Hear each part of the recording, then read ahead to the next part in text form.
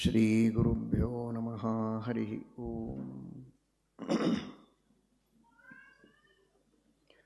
ಸೃಷ್ಟಿಸ್ಥಿತ್ಯಪ್ಯಯೇಹಾನಿಯತಿದೃಶಿತಮೋ ಬಂಧಮೋಕ್ಷಶ್ಚ ಯಸ್ಮಾತ್ ಅಸ್ಯ ಶ್ರೀ ಬ್ರಹ್ಮರುದ್ರಪ್ರಭೃತಿಸುರನರದ್ದಿಗ್ವೀಷಶತ್ರುವಾತ್ಮಕಸ್ಯ ವಿಷ್ಣೋರ್ವ್ಯಸ್ತಾಃ ಸಮಸ್ತಾಃ ಸಕಲಗುಣನಿಧಿಃ ಸರ್ವದೋಷವ್ಯಪೇತಃ ಪೂರ್ಣಾನಂದಾವ್ಯಯೋ ಯೋ ಗುರುರಪಿ ಪರಮಶ್ಚಿಂತಯೇತಂ ಮಹಾಂತಂ. ಜನ್ಮಾದ್ಯಸ್ಯ ಯತೋನ್ಮಯಾದಿತರತಶ್ಚಾರ್ಥೇಷ್ವಭಿಜ್ಞಸ್ವರಾಟ್ ತೇನೇ ಬ್ರಹ್ಮಹೃದಾಯ ಆದಿಕವಯೇ ಮುಹ್ಯಂತಿ ಯಂ ಸೂರಯಃ. ತೇಜೋ ವಾರಿಮೃದಾಂ ಯಥಾ ವಿನಿಮಯೋ ಯತ್ರ ತ್ರಿಸರ್ಗೋ ಮೃಷಾ ಧಾಮ್ನಾ ಸ್ವೇನ ಸದಾ ನಿರಸ್ತಕುಹಕಂ ಸತ್ಯಂ ಪರಂ ಧೀಮಹಿ. ಧರ್ಮವಿಜ್ಞಾನವೈರಾಗ್ಯಪರಮೈಶ್ವರ್ಯಶಾಲಿನಃ ಆನಂದತೀರ್ಥಭಗವತ್ಪಾದಾನ್ ವಂದೇ ನಿರಂತರಂ. ಭವತಿ ಯದನುಭಾವಾದೇಡಮೂಕೋऽಪಿ ವಾಗ್ಮೀ ಜಡಮತಿರಪಿ ಜಂತುರ್ಜಾಯತೆ ಪ್ರಾಜ್ಞಮೌಲಿಃ.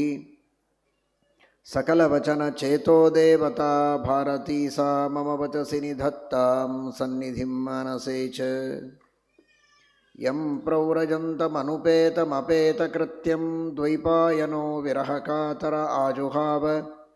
ಪುತ್ರೇತಿ ತನ್ಮಯತಯಾ ತರವೋಪಿ ನೇದುಸ್तं ಸರ್ವಭೂತಹೃದಯಂ ಮುನಿಮಾನತೋಸ್ಮಿ. ನಮೋऽस्तु ತಾತ್ವಿಕಾ ದೇವಾಃ ವಿಷ್ಣುಭಕ್ತಿಪರಾಯಣಾಃ ಧರ್ಮಮಾರ್ಗೇ ಪ್ರೇರಯन्तु ಭವಂತಃ ಸರ್ವ ಏವ ಹಿ. ನೌಮಿನ್ಯಾಯ ಸನತ್ಕುಮಾರ ಶಿಷ್ಯಾಯ ಸರ್ವಶಾಸ್ತ್ರಾರ್ಥವೇದಿನೇ ವಿಷ್ಣುಭಕ್ತಿಪ್ರಬೋಧಾಯ ನಾರದಾಯ ನಮೋ ನಮಃ. ನೌಮಿನ್ಯಾಯ ಸುಧಾದಿಕೃಜ್ಜಯಮುನೀನ್ ಶ್ರೀಪಾದರಾಟ್ಸನ್ಮಣೀನ್ ವ್ಯಾಸಾರ್ಯಾನ್ ವಿವಿಧಾಗಮಾಬ್ಧಿವಿಹರಾನ್ ಶ್ರೀವಾದಿರಾಜಾನಪಿ ವಂದೇ ಹಂಸವರಾನ್ ರಘುತ್ತಮಗುರೂನ್ ವೈದಗ್ಧ್ಯವಾರಾಂ ನಿಧೀನ್ ಶ್ರೀ ಸತ್ಯವ್ರತ ರಾಘವೇಂದ್ರ ಮುನಿಪಾನ್ ಸದ್ಬೋಧಸಧ್ಯಾನಪಾನ್. ಸತ್ಯಾಖ್ಯ ಬ್ರಹ್ಮಸೂತ್ರಸ್ಯ ಸಂಪರತ್ವೇನ ಕಲ್ಪಕಃ ಮೂಲತೀರ್ಥಂ ಯಸ್ಯ ಮಧ್ವಃ ಸತ್ಸಂಕಲ್ಪೋ ಭವೇನ್ಮುದೆ ಸತಃ ಪ್ರಾಣಸ್ಯ ತೇಃ ಕಸ್ಯ ಯಂತಾಯೋ ಮೂಲರಾಘವಃ. ಸಂತುಷ್ಟಂ ತತ್ರ ಸತ್ಯಾದಿಂ ಮದ್ಗುರುಂ ನೌಮಿ ವಿತ್ತಯೇ. ಸತ್ಯಾಭಿಜ್ಞಕರಾಬ್ಜೋತ್ಥಾನ್ ಪಂಚಾಶದ್ವರ್ಷಪೂಜಕಾನ್ ಸತ್ಯಪ್ರಮೋದತೀರ್ಥಾರ್ಯಾನ್ ನೌಮಿನ್ಯಾಯ ಸುಧಾರತಾನ್.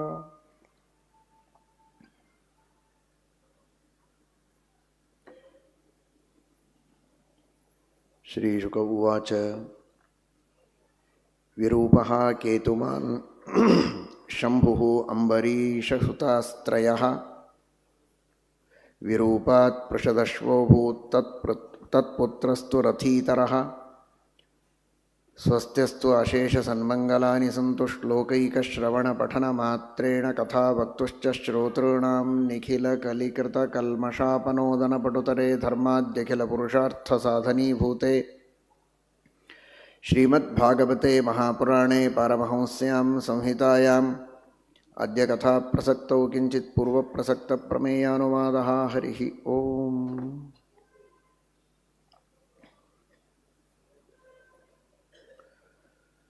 ಪರಮಭಾಗವತನಾದ ಅಂಬರೀಷ ಚಕ್ರವರ್ತಿ ನಿಷ್ಕಾಮ ಕರ್ಮಗಳನ್ನು ತಾನು ಮಾಡುತ್ತಾ ತನ್ನ ರಾಜ್ಯದ ಎಲ್ಲ ಪ್ರಜೆಗಳಿಂದಲೂ ನಿಷ್ಕಾಮ ಭಕ್ತಿಯನ್ನು ಮಾಡಿಸಿ ನಿಷ್ಕಾಮ ಕರ್ಮಗಳನ್ನು ಮಾಡಿಸುವಂತಹ ಒಬ್ಬ ಮಹಾ ಸಾಧಕನಾಗಿ ತಾನು ಮಾಡುವ ಏಕಾದಶಿಯ ವ್ರತದ ಒಂದು ತಪಸ್ಸಿನಿಂದ ಭಗವಂತನನ್ನು ಒಲಿಸಿಕೊಂಡು ಬಂದ ಆಪತ್ತುಗಳನ್ನೆಲ್ಲ ಚಕ್ರಧರನ ಚಕ್ರದಿಂದ ಪರಿಹಾರ ಮಾಡಿಕೊಂಡವ. ದುರ್ವಾಸರ ವಿಶೇಷ ಅನುಗ್ರಹಕ್ಕೆ ಪಾತ್ರನಾದವನು. ತನಗೆ ಎಂತಹ ಆಪತ್ತನ್ನು ತಂದುಕೊಡಬೇಕು ಅಂತ ಅವರು ಪ್ರಯತ್ನ ಮಾಡಿದರೂ ಅವರ ಕ್ಷೇಮಕ್ಕಾಗಿ ಸುದರ್ಶನ ಚಕ್ರದಲ್ಲಿ ಅಂತರ್ಯಾಮಿಯಾದ ಪರಮಾತ್ಮನನ್ನು ಪ್ರಾರ್ಥನೆ ಮಾಡಿದ ಉದಾರ ಮನಸ್ಸಿನ ನಿರ್ವೈರ ಸ್ವಭಾವವನ್ನು ಜಗತ್ತಿಗೆಲ್ಲ ಒಂದು ಸಂದೇಶದ ರೂಪದಲ್ಲಿ ತಿಳಿಸಿಕೊಟ್ಟಿದ್ದಾನೆ ಮಹಾನುಭಾವ ಅಂಬರೀಷ. ಮುಂದೆ ಇಕ್ಷ್ವಾಕುವಿನ ಇನ್ನೊಬ್ಬ ಮಗನ ಬಗ್ಗೆ ಹೇಳುತ್ತಾರೆ. ಇಕ್ಷ್ವಾಕುವಿನ ಮಗ ನಾಭಾಗ, ನಾಭಾಗನ ಮಗ ಅಂಬರೀಷ, ಇವನ ಮಗ ಮುಂದೆ ವಿರೂಪಾದಿಗಳೆಲ್ಲ ಇದ್ದಾರೆ. ಇನ್ನೊಬ್ಬ ಮಗ ವೈವಸ್ವತ ಮನುವಿಗೆ ಇಕ್ಷ್ವಾಕು. ಅವನು ವೈವಸ್ವತ ಮನುವಿನ ಮೂಗಿನಿಂದ ಹುಟ್ಟಿದವ. ತಸ್ಯ ಘ್ರಾಣಾದ್ ಅಭೂತ್ ಶ್ರೀಮಾನ್ ಇಕ್ಷ್ವಾಕು ಕ್ಷುವತೋ ಮನೋಹೋ. ಸೀನುವಾಗ ಅವನ ಮೂಗಿನಿಂದ ಹೊರಗೆ ಬಂದಂತಹ ವ್ಯಕ್ತಿ ಇವನು ಇಕ್ಷ್ವಾಕು. ಇಕ್ಷ್ವಾಕು ವಂಶದಲ್ಲಿಯೇ ಶ್ರೀರಾಮಚಂದ್ರನ ಅವತಾರ ಆಗತ್ತೆ ಮುಂದೆ. ಅಂತಹ ಮಹಾನುಭಾವ ವಂಶದ ಮೂಲ ಪುರುಷ ಇಕ್ಷ್ವಾಕು. ಈ ಇಕ್ಷ್ವಾಕು ವಂಶದ ಮಹಾರಾಜರೆಲ್ಲ ತನ್ನ ಕುಲ ದೈವವನ್ನಾಗಿ ಮೂಲರಾಮದೇವರನ್ನು ಪೂಜೆ ಮಾಡುತ್ತಾ ಬಂದವರು. ಈ ಎಲ್ಲ ವಂಶದ ರಾಜರಿಗೆ ಕುಲದೈವ ಕುಲಸ್ವಾಮಿ ಮೂಲರಾಮ ಅನ್ನುವುದಕ್ಕಾಗಿ ದಶರಥ ತನ್ನಲ್ಲಿ ಅವತಾರ ಮಾಡಿದಂತಹ ಹಿರಿಯ ಮಗನಿಗೆ ರಾಮ ಅಂತ ಹೆಸರಿಟ್ಟದ್ದು. ಆ ರಾಮ ಎಂಬ ಹೆಸರಿನ ಮೂಲ ರಾಮ ಎಂಬುದಾಗಿ ವಾಸಿಷ್ಠ ರಾಮಾಯಣದಲ್ಲಿ ನಾವು ಕೇಳುತ್ತೇವೆ. ಅಂತಹ ಮಹಾನುಭಾವ ಇಕ್ಷ್ವಾಕು. ಅವನ ಮಗ ವಿಕುಕ್ಷಿ. ಇಕ್ಷ್ವಾಕುವಿಗೆ ಧರ್ಮದಲ್ಲಿ ನಿಷ್ಠೆ ಹೇಗೆ, ಶ್ರದ್ಧೆ ಏನು, ಮಕ್ಕಳನ್ನು ತಿದ್ದುವ, ಎಲ್ಲರಿಗೂ ಸರಿಯಾದ ನೀತಿಯನ್ನು ಕಲಿಸುವ ಅವನ ರೀತಿಯನ್ನು ನೋಡಿದರೆ ಆಶ್ಚರ್ಯವಾಗತ್ತೆ. ಶ್ರಾದ್ದಕ್ಕಾಗಿ ಇಂಥ ಪದಾರ್ಥಗಳನ್ನು ತರುವುದಕ್ಕೆ ಹೇಳಿರ್ತಾನೆ. ಹಸಿವೆಯಾಗಿದೆ ಅಂತ ತರುವಾಗ ಸ್ವಲ್ಪ ತಿಂದು ಉಳಿದದ್ದನ್ನು ತಂದು ಕೊಡ್ತಾನೆ. ಅದಕ್ಕಾಗಿ ತನ್ನ ಹೊಟ್ಟೆಯಿಂದ ಹುಟ್ಟಿದ ವಿಕುಕ್ಷಿಯನ್ನು ಮನೆಯಿಂದ ಹೊರಗೆ ಹಾಕ್ತಾನೆ. ಯಾರೋ ಅಲ್ಲ ಅವನು, ದಾಸ ಅಲ್ಲ, ಕೆಲಸ ಮಾಡುವವನಲ್ಲ, ಆಳು ಮನುಷ್ಯ ಅಲ್ಲ, ಸ್ವಂತ ಮಗ ರಾಜಕುಮಾರ. ಅವನೇ ರಾಜನಾಗಬೇಕು ಮುಂದೆ, ಉತ್ತರಾಧಿಕಾರಿ. ಆದರೆ ದೇವತೆಗಳಿಗೆ ಪಿತೃಗಳಿಗೆ ಅಂತ ಮೀಸಲಾದ ಆಹಾರದೊಳಗೆ ಪದಾರ್ಥದಲ್ಲಿ ನೀನು ತಿಂದು ಉಳಿದದ್ದನ್ನು ತಂದು ಕೊಡ್ತೀಯ ಅಂದರೆ ಇಷ್ಟೂ ವಿವೇಕ ಇಲ್ಲ ನಿನಗೆ. ದೇವರ ನೈವೇದ್ಯಕ್ಕೆ ದೇವತೆಗಳಿಗೆ ಸಮರ್ಪಣೆ, ಪಿತೃಗಳಿಗೆ ಸಮರ್ಪಣೆ ಮಾಡಬೇಕಾದದ್ದನ್ನು ಮೀಸಲಿಡಬೇಕು. ಸಮರ್ಪಣೆಯಾದ ಮೇಲೆ ಅವಶಿಷ್ಟವಾದದ್ದನ್ನು ಸ್ವೀಕಾರ ಮಾಡಬೇಕು ಅಂತ ಈ ಒಂದು ನಿಷ್ಠೆ ನಿನ್ನಲ್ಲಿಲ್ಲ ಅಂದರೆ ನೀನೇನು ಧರ್ಮವನ್ನು ಮಾಡ್ತೀಯ? ನೀನೇ ಧರ್ಮ ಮಾಡೋದಿಲ್ಲ ಅಂದರೆ ಧರ್ಮದಿಂದ ರಾಜ್ಯ ಏನು ಆಳೋದಕ್ಕೆ ಸಾಧ್ಯ? ಮನೆ ಬಿಟ್ಟು ಹೊರಗೆ ನಡಿ ಅಂತ ಕಳಿಸಿದ ಧೀರ ಇಕ್ಷ್ವಾಕು ಮಹಾರಾಜ. ಯಾವ ರೀತಿ ಮಕ್ಕಳನ್ನು ಬೆಳೆಸಬೇಕು ಅನ್ನುವುದನ್ನು ಪಾಲಕರು ತಿಳಿಯಬೇಕಾದದ್ದು. ದೇವರ ನೈವೇದ್ಯ ಇಲ್ಲದೆ ಒಂದು ತುತ್ತು ಬಾಯಿಯಲ್ಲಿ ಹಾಕೋದಿಲ್ಲ, ಒಂದು ಹನಿ ನೀರು ಕುಡಿಯೋದಿಲ್ಲ ಅನ್ನುವ ದೀಕ್ಷೆಯನ್ನು ಮಕ್ಕಳಲ್ಲಿ ಹುಟ್ಟಿಸಬೇಕು ಅನ್ನುವುದನ್ನು ಶ್ರೀಮದ್ ಭಾಗವತ ಈ ಮೂಲಕವಾಗಿ ತಿಳಿಸಿಕೊಡುತ್ತದೆ. ಮುಂದೆ ಒಬ್ಬ ಶ್ರೇಷ್ಠನಾದ ಯೋಗಿ ಸಾಧಕ ಅವನ ಸಹವಾಸದಲ್ಲಿ ತತ್ವಗಳನ್ನೆಲ್ಲ ತಿಳಿದು ಇಕ್ಷ್ವಾಕು ಇರೋವರೆಗೆ ತಂದೆಗೆ ಮುಖ ತೋರಿಸದಂತೆ ಅವನ ಅಪ್ಪಣೆಯಂತೆ ಅರಣ್ಯದಲ್ಲಿಯೇ ಇದ್ದು ಸಾಧನೆ ಮಾಡಿಕೊಂಡು ಇಕ್ಷ್ವಾಕು ತಾನು ತೆರಳಿದ ಮೇಲೆ, ಸಿಂಹಾಸನ ಖಾಲಿಯಾದ ಮೇಲೆ ವಿಕುಕ್ಷಿ ಅರಣ್ಯದಿಂದ ಮತ್ತೆ ಬಂದು ರಾಜ್ಯವನ್ನು ಆಳ್ತಾನೆ ಅಂತ ಹೇಳ್ತಾರೆ. ಇಷ್ಟು ನಿಷ್ಠುರವಾಗಿ ಧರ್ಮವನ್ನು ಪರಿಪಾಲನೆ ಮಾಡುವಂತಹ ಒಂದು ಪರಂಪರೆ ನಮ್ಮ ಭಾರತದ ಪರಂಪರೆ, ರಾಜರ ಪರಂಪರೆ, ರಾಜರ್ಷಿಗಳ ಪರಂಪರೆ. ಇವನ ಮಗ ಮುಂದೆ ಪುರಂಜಯ ಅಂತ, ಇಂದ್ರವಾಹ, ಕಕುತ್ಸ್ಥ ಅಂತ 3 ಹೆಸರುಗಳವನಿಗೆ. ಒಬ್ಬನೇ ದೇವತೆಗಳ ಸೇವೆಗೆ ಅಂತ ಹೋಗ್ತಾನೆ, ಅಸುರರ ಪುರವನ್ನು ಗೆದ್ದು ಕೊಡ್ತಾನೆ ಎನ್ನುವುದಕ್ಕೆ ಪುರಂಜಯ ಅಂತ.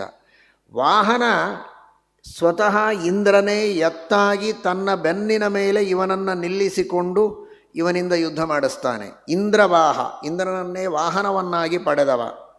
ಇಂದ್ರನ ಬೆನ್ನಿನ ಮೇಲೆ ನಿಂತಿದ್ದಕ್ಕೆ ಕಕುತ್ ಸ್ಥ, ಆದ್ದರಿಂದಲೇ ಅಲ್ಲಲ್ಲಿ ರಾಮನಿಗೆ ಕಾಕುತ್ಸ್ಥ ಅಂತ ಕರೀತಾರೆ, ಇದೇ ವಂಶದಲ್ಲಿ ಅವತಾರ ಮಾಡಿದ್ದಕ್ಕೆ. ಅಂತಹ ಮಹಾನುಭಾವ ಈ ಕಕುತ್ಸ್ಥ ಎಂಬುದಾಗಿ ನಾವು ತಿಳಿತೇವೆ. ವೆಂಕಟೇಶ ಮಹಾತ್ಮ್ಯದಲ್ಲಿ ಒಂದು ಕಥೆ ಬರುತ್ತದೆ. ಹೇಮಾಂಗ ಅನ್ನುವಂತಹ ರಾಜ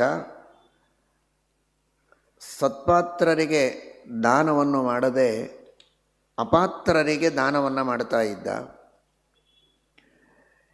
ಎಲ್ಲ ದಾನ ಮಾಡಿದರೂ ನೀರನ್ನು ಮಾತ್ರ ದಾನ ಮಾಡ್ತಾ ಇರಲಿಲ್ಲ. ಆಗಿನ ಕಾಲಕ್ಕೆ ನೀರು ಬಹಳ ಸುಲಭವಾಗಿ ಸಿಗ್ತಾ ಇತ್ತು. ಈಗ ನೀರೂ ಕಷ್ಟ ಆಗಿದೆ ಸಿಗೋದು. ಆದರೆ ಎಲ್ಲ ಕಡೆಗೆ ನೀರಿರುತ್ತಲ್ಲ ಅಂತ ಜಲದಾನ ಮಾಡಿರಲಿಲ್ಲ ಅನ್ನೋದಕ್ಕೆ ಅವನು ಹಲ್ಲಿಯಾಗಿ ಹುಟ್ಟಿದ. ಅಂತಹ ಒಂದು ಪರಿಸ್ಥಿತಿ ಅವನಿಗೆ ಮುಂದಿನ ಜನ್ಮದಲ್ಲಿ ಒಬ್ಬ ಶ್ರುತದೇವ ಅನ್ನುವ ಬ್ರಾಹ್ಮಣನ ಪಾದೋದಕದ ಪ್ರೋಕ್ಷಣೆಯಿಂದ ಅವನಿಗೆ ಪೂರ್ವಜನ್ಮದ ಸ್ಮರಣೆಯೆಲ್ಲ ಆಗ್ತದೆ. ತನ್ನ ಉದ್ಧಾರಕ್ಕಾಗಿ ಪ್ರಾರ್ಥನೆಯನ್ನು ಮಾಡುತ್ತಾನೆ. ಸ್ವಾಮಿ ಪುಷ್ಕರಣಿಯಲ್ಲಿ ತಾನು ಸ್ನಾನ ಮಾಡಿದ ಒಂದು ದಿನದ ಪುಣ್ಯವನ್ನು ಅವನು ಕೊಟ್ಟದ್ದಕ್ಕೆ ಇವನಿಗೆ ಹಲ್ಲಿಯ ಜನ್ಮದಿಂದ ಉದ್ಧಾರ ಆಗ್ತದೆ ಅಂತ ಹೇಳ್ತಾರೆ. ಅವನು ಮತ್ತೆ ಮರುಜನ್ಮದಲ್ಲಿ ಕಕುತ್ಸ್ಥನಾಗಿ ಹುಟ್ಟುತ್ತಾನೆ ಎಂಬುದಾಗಿ ಸ್ಕಂದಪುರಾಣದ ವೆಂಕಟೇಶ ಮಹಾತ್ಮ್ಯದಲ್ಲಿ ನಾವು ಕೇಳ್ತೇವೆ. ಅಂತಹ ಈ ಕಕುತ್ಸ್ಥ ಇಂದ್ರನ ಬೆನ್ನು ಮೇಲೆ ನಿಂತು ಯುದ್ಧ ಮಾಡಿದಂತಹ ಮಹಾನುಭಾವ. ಇದರರ್ಥ ಇಂದ್ರದೇವರಿಗಿಂತಲೂ ದೊಡ್ಡವ ಅಂತಲ್ಲ, ಅಥವಾ ಇಂದ್ರಾದಿಗಳಿಗೆ ಸಾಮರ್ಥ್ಯವಿಲ್ಲ ಅಂತ ಇವನನ್ನು ಕರೆಸಿಕೊಂಡದ್ದಲ್ಲ ಯುದ್ಧಕ್ಕೆ. ಇವನಿಗೊಂದು ಸೇವೆಗೆ ಸದವಕಾಶ ಕೊಟ್ಟು ಉದ್ಧಾರ ಮಾಡುವುದಕ್ಕಾಗಿ ಕರೆಸಿಕೊಂಡದ್ದು. ಅಂತಹ ಮಹಾಪರಾಕ್ರಮಿ ಆ ಕಕುತ್ಸ್ಥ ಅಂತ. ಅಂದರೆ ನಮಗಿರೋ ಶಕ್ತಿ, ನಮಗಿರೋ ಬುದ್ಧಿ, ನಮಗಿರೋ ಅಧಿಕಾರ, ನಮಗಿರೋ ಜನಬಲ, ಧನಬಲ, ಮನೋಬಲ ಎಲ್ಲವೂ ದೇವರ ದೇವತೆಗಳ ಮಹಾತ್ಮರ ಸೇವೆಗೆ ಮೀಸಲಿರಬೇಕು ಅನ್ನುವುದನ್ನು ಇವನ ಚರಿತ್ರೆಯಿಂದ ನಾವು ಸಂದೇಶವನ್ನು ತಿಳಿಯಬೇಕಾದದ್ದು. ತನ್ನ ಸರ್ವಸ್ವವನ್ನು ದೇವತೆಗಳಿಗೆ ಅರ್ಪಣೆ ಮಾಡಿದ್ದಾನೆ ಮಹಾನುಭಾವ. ಇವನ ವಂಶದಲ್ಲಿಯೇ ಮುಂದೆ ಬರುವ ಒಬ್ಬ ರಾಜ ಯುವನಾಶ್ವ ಅಂತ. ಆ ಯುವನಾಶ್ವನಿಗೆ ಮಕ್ಕಳಿಲ್ಲ ಅಂದಾಗ ಋತ್ವಿಜರು ಯಜ್ಞವನ್ನು ಮಾಡಿಸಿದ್ದಾರೆ. ಯಜ್ಞದಲ್ಲಿ ಅಭಿಮಂತ್ರಣ ಮಾಡಿದ ಜಲವನ್ನು ಇಟ್ಟಿದ್ದಾರೆ. ರಾತ್ರಿ ಕಾಲದಲ್ಲಿ ನೀರಡಿಕೆಯಾಯಿತು ಅಂತ ಎಚ್ಚರ ಆದಾಗ ಯಾಕೆ ಸುಮ್ಮನೆ ಬೇರೆಯವರನ್ನೇ ಎಬ್ಬಿಸಬೇಕು ನಿದ್ರೆ ಮಾಡುವವರನ್ನು ಅಂತ ಎಲ್ಲಿಯಾದರೂ ನೀರು ಸಿಗತ್ತೆ ಅಂತ ನೋಡಿದ. ಒಂದು ಕಡೆಗೆ ನೀರಿತ್ತು, ನೀರು ಕುಡ್ದ, ಮಲಗಿಬಿಟ್ಟ. ಬೆಳಗ್ಗೆ ಎದ್ದು ಋತ್ವಿಜರು ನೋಡ್ತಾರೆ, ಯುವನಾಶ್ವನ ಹೆಂಡತಿಗೆ ಮಡದಿಗೆ ಗರ್ಭಿಣಿಯಾಗಬೇಕು, ಒಳ್ಳೆಯ ಸಂತಾನ ಆಗಬೇಕು ಅಂತ ಅಭಿಮಂತ್ರಣ ಮಾಡಿಟ್ಟ ನೀರು ಯಾರು ಕುಡಿದ್ರಿದನ್ನು ಅಂತ ಆಲೋಚನೆ ಮಾಡುತ್ತಾರೆ. ಇವನು ಹೇಳಿದ, ರಾಜ ನಾನೇ ಕುಡಿದೆ ಅಂತ. ಅವರು ಹಣೆಗಟ್ಟಿಸಿಕೊಂಡಿದ್ದಾರೆ. ಹಾಗಾದರೆ ನಿನ್ನ ಮಡದಿಯ ಹೊಟ್ಟೆಯಲ್ಲಿ ಹುಟ್ಟಬೇಕಾದ ಮಗು ನಿನ್ನ ಹೊಟ್ಟೆಯಲ್ಲಿ ಹುಟ್ಟುವ ಪ್ರಸಂಗ ಬರುತ್ತೆ ನೋಡು ಅಂತ. ಅಹೋ ದೈವ ಬಲಂ ಬಲಂ ಅಂದರು. ಈಶ್ವರಾಯ ನಮಶ್ಚಕ್ರುಹು ಅಹೋ ದೈವ ಬಲಂ ಬಲಂ. ತಲೆಯ ಮೇಲೆ ಎರಡೂ ಕೈ ಜೋಡಿಸಿ ಭಗವಂತನಿಗೆ ನಮನ ಮಾಡಿದ್ದಾರೆ ಎಲ್ಲ ಋಷಿಗಳು. ಇದನ್ನು ಪಾನ ಮಾಡಿದವರಿಗೆ ಗರ್ಭಧಾರಣೆಯಾಗಬೇಕು, ಅವರಲ್ಲಿ ಗರ್ಭ ಬೆಳೆಯಬೇಕು, ಉತ್ತಮ ಸತ್ಪುತ್ರನಾಗಬೇಕು ಅಂತ ನಮ್ಮ ಪ್ರಾರ್ಥನೆ ಇತ್ತು. ಆದರೆ ಒಬ್ಬ ಗಂಡಸು ಇದನ್ನು ಕುಡಿದಿದ್ದಾನೆ. ಗಂಡ ಹೆಂಡತಿ ಕುಡಿಯಬೇಕಾದದ್ದನ್ನು ಗಂಡ ಕುಡ್ದ. ನಿನ್ನ ಇಚ್ಛೆ ಏನಿದೆ ಅದಾಗಲಿ ಅಂತ. ಭಗವಂತನ ವಿಚಿತ್ರವಾದಂತಹ ಸಂಕಲ್ಪ, ಮಂತ್ರದ ಸಾಮರ್ಥ್ಯ, ಋಷಿಗಳ ತಪಸ್ಸು, ಅಚಿಂತ್ಯದ್ಭುತವಾದ ಭಗವಂತನ ಶಕ್ತಿಯ ಹಿನ್ನೆಲೆಯಲ್ಲಿ ಪುರುಷನಲ್ಲಿ ಗರ್ಭ ಬೆಳೆಯುವುದಕ್ಕೆ ಹೇಗೆ ಸಾಧ್ಯ? ಆದರೆ ಸ್ತ್ರೀ ಶರೀರವನ್ನು ಯಾವ ಭಗವಂತ ಸೃಷ್ಟಿ ಮಾಡಿದ್ದಾನೆ, ಗರ್ಭಧಾರಣೆಗೆ ಸಮರ್ಥವಾದ ಶರೀರವನ್ನು, ಅಂತಹ ಭಗವಂತನ ಸಂಕಲ್ಪ ಇದ್ದರೆ ಆ ವ್ಯವಸ್ಥೆಯನ್ನು ಪುರುಷನ ಶರೀರದಲ್ಲಿಯೂ ಮಾಡುವುದು ಭಗವಂತನಿಗೇನು ಅಸಾಧ್ಯ ಅಲ್ಲ. ಇವನಲ್ಲಿಯೇ ಬೆಳೆದಿದೆ, ಹೊರಗೆ ಬರುವುದಕ್ಕೆ ದ್ವಾರ ಇಲ್ಲ, ಹೊಟ್ಟೆ ಒಡೆದು ಹೊರಗೆ ಬಂದಿದ್ದಾನೆ. ಆದರೆ ನಮಮಾರ ಪಿತಾತಸ್ಯ ವಿಪ್ರದೇವ ಪ್ರಸಾದತಃ. ಹೊಟ್ಟೆ ಒಡೆದು ಹೊರಗೆ ಮಗ ಹುಟ್ಟಿದರೆ ಅಪ್ಪ ಸಾಯಬೇಕಲ್ಲ. ನಮಮಾರ ಪಿತಾತಸ್ಯ. ಆ ಬ್ರಾಹ್ಮಣರ ಅನುಗ್ರಹ ಒಂದು ಕಡೆಗೆ. ಅವರೇನು ಮಾಡಿದ್ದಾರೆ? ಇನ್ನೇನು ಮಾಡಿಲ್ಲ. ಈಶ್ವರಾಯ ನಮಶ್ಚಕ್ರುಹು ಅಷ್ಟೇ. ಅಹೋ ದೈವ ಬಲಂ ಬಲಂ. ಪರಮಾತ್ಮನಿಗೊಂದು ನಮಸ್ಕಾರ ಮಾಡಿದ್ದಾರಷ್ಟೇ. ದೊಡ್ಡವರು ದೇವರಿಗೆ ಒಂದು ನಮಸ್ಕಾರ ಮಾಡಿದರೆ ಸಾಕು, ಒಬ್ಬರ ಪರವಾಗಿ ಅವರಿಗೆ ಬರುವ ಎಲ್ಲ ಆಪತ್ತುಗಳ ಪರಿಹಾರ ಎಷ್ಟು ಸುಲಭವಾಗಿ ಆಗತ್ತೆ ಎನ್ನುವುದಕ್ಕೆ ಇದು ನಿದರ್ಶನ. ಅವನ ಹೊಟ್ಟೆ ಒಡೆದರೂ ಮತ್ತೆ ಹೊಟ್ಟೆ ಸರಿಯಾಗಿದೆ, ಬದುಕಿದ್ದಾನೆ, ಸತ್ತಿಲ್ಲ. ಆದರೆ ಹಾಲು ಕುಡಿಸುವುದಕ್ಕೆ ಮಾತ್ರ ಯಾರಿಲ್ಲ ಅನ್ನುವ ಸಮಸ್ಯೆಯಾಗಿದೆ. ಯಾರು ಹಾಲು ಕುಡಿಸಬೇಕು ಅಂತ ಎಲ್ಲರೂ ಆಲೋಚನೆ ಮಾಡುವಾಗ ಇಂದ್ರದೇವರಂದರು, ನಮ್ಮನ್ನು ಕುರಿತು ತಾನೇ ಯಜ್ಞ ಮಾಡಿದ್ದಾರೆ, ನಮಗೆ ಹವಿಸ್ಸು ಕೊಟ್ಟಿದ್ದಾರೆ, ಆ ಎಲ್ಲ ಋತ್ವಿಜರು, ಮಗು ಆದ ಮೇಲೆ ಆ ಮಗು ಸಾಯದೇ ಇರೋ ಹಾಗೆ ನೋಡಿಕೊಳ್ಳೋದು ನಮ್ಮ ಜವಾಬ್ದಾರಿ ಅಲ್ವಾ, ಮಾಂ ಧಾತ ಅಂತ. ಯಾರು ಹಾಲು ಕುಡಿಸುವವರು ಅಂತಂದರೆ ನನ್ನನ್ನೇ ಅವನು ಆಶ್ರಯಿಸಿ ನನ್ನನ್ನು ಉಪಜೀವಿಸಿ ಹಾಲು ಕುಡಿದು ಬೆಳೆಯುತ್ತಾನೆ ಅಂತ. ಮಾಂ ಧಾತ ಧೇಟ್ ಪಾನೆ, ಮಾಂ ಧಾತ ನನ್ನ ಬೆರಳನ್ನೇ ಚೀಪಿ ಅವನು ಹಾಲು ಕುಡಿದು ಬೆಳೆಯುತ್ತಾನೆ ಅಂತ ಇಂದ್ರದೇವರು ಅಂದದ್ದಕ್ಕೆ ಅವನಿಗೆ ಹೆಸರೇ ಹಾಗೆ ಬಂದಿದೆ, ಮಾಂಧಾತ ಅಂತ. ಮಾಂಧಾತ ಅಂತ ಹೇಳಿದ್ದಕ್ಕೆ ಅವನ ಹೆಸರು ಮಾಂಧಾತ ಅಂತ ಹೆಸರು. ಮಹಾಪರಾಕ್ರಮಿ, ಇಂದ್ರದೇವರ ತಾಯಿಯ ಹಾಲನ್ನು ಕುಡಿದು ಬೆಳೆದವರು ಅಂತ ಅಭಿಮಾನದಿಂದ ಸ್ವಾಭಿಮಾನಿಗಳು ಹೇಳಿಕೊಳ್ತಾರಲ್ಲ, ಹಾಗೆ ಇವನು ಇಂದ್ರನ ಬೆರಳನ್ನು ಚೀಪಿ ದೇವೇಂದ್ರನಿಂದ ಹಾಲು ಕುಡಿದು ಬೆಳೆದ ಮಹಾ ಸಾಮರ್ಥ್ಯವನ್ನು ಪಡೆದುಕೊಂಡಂತಹ ವ್ಯಕ್ತಿ ಇವನು ಮಾಂಧಾತ. ಅಂತಹ ವ್ಯಕ್ತಿ ಇಂದ್ರದೇವರು ಈ ಎಲ್ಲ ಪಶುಗಳಿಗೆ, ಆ ಎಲ್ಲ ವತ್ಸಗಳಿಗೆ ವಿಶೇಷವಾಗಿ ಅಭಿಮಾನಿಗಳಾಗಿದ್ದಾರೆ ಎನ್ನುವುದನ್ನು ನಾವು ಉಪನಿಷತ್ ಭಾಷ್ಯದಲ್ಲಿ ತಿಳಿಯುತ್ತೇವೆ. ಹಾಗಾಗಿ ಆ ಇಂದ್ರದೇವರಿಗೆ ಆ ಮಹಾ ಸಾಮರ್ಥ್ಯ ಇದೆ, ಹಾಲು ಕುಡಿಸುವ ಸಾಮರ್ಥ್ಯ. ದೇವತೆಗಳವರು, ಅವನ ರಾಜ್ಯ ಎಷ್ಟು ಅದ್ಭುತವಾಗಿತ್ತು ಅಂತ ವರ್ಣನೆ ಮಾಡುತ್ತಾರೆ. ಯಾವತ್ ಸೂರ್ಯ ಉದಯತಿ ಸ್ಮ ಯಾವತ್ ಚಂದ್ರ ಪ್ರತಿಷ್ಠತಿ ತತ್ ಅದೆಲ್ಲವೂ ಸರ್ವಂ ತದ್ ಯೌವನಾಶ್ವಸ್ಯ ಮಾಂಧಾತು ಕ್ಷೇತ್ರ ಮುಚ್ಚತೆ. ಸೂರ್ಯೋದಯ ಚಂದ್ರೋದಯ ಎಲ್ಲಿ ಆಗತ್ತೆ, ಸೂರ್ಯ ಚಂದ್ರರ ದರ್ಶನ ಎಷ್ಟು ಪ್ರದೇಶದಲ್ಲಿ ಆಗುತ್ತೋ ಅದು ಮಾಂಧಾತೃವಿನ ರಾಜ್ಯದ ಸೀಮೆ ಅಂತ ಹೇಳುತ್ತಾರೆ. ಅದರರ್ಥ ಅಖಂಡ ಭೂಮಂಡಲವನ್ನು ಆಳುವಂತಹ ಮಹಾಸಾಮರ್ಥ್ಯ ಈ ಮಾಂಧಾತೃವಿಗೆ ಇತ್ತು.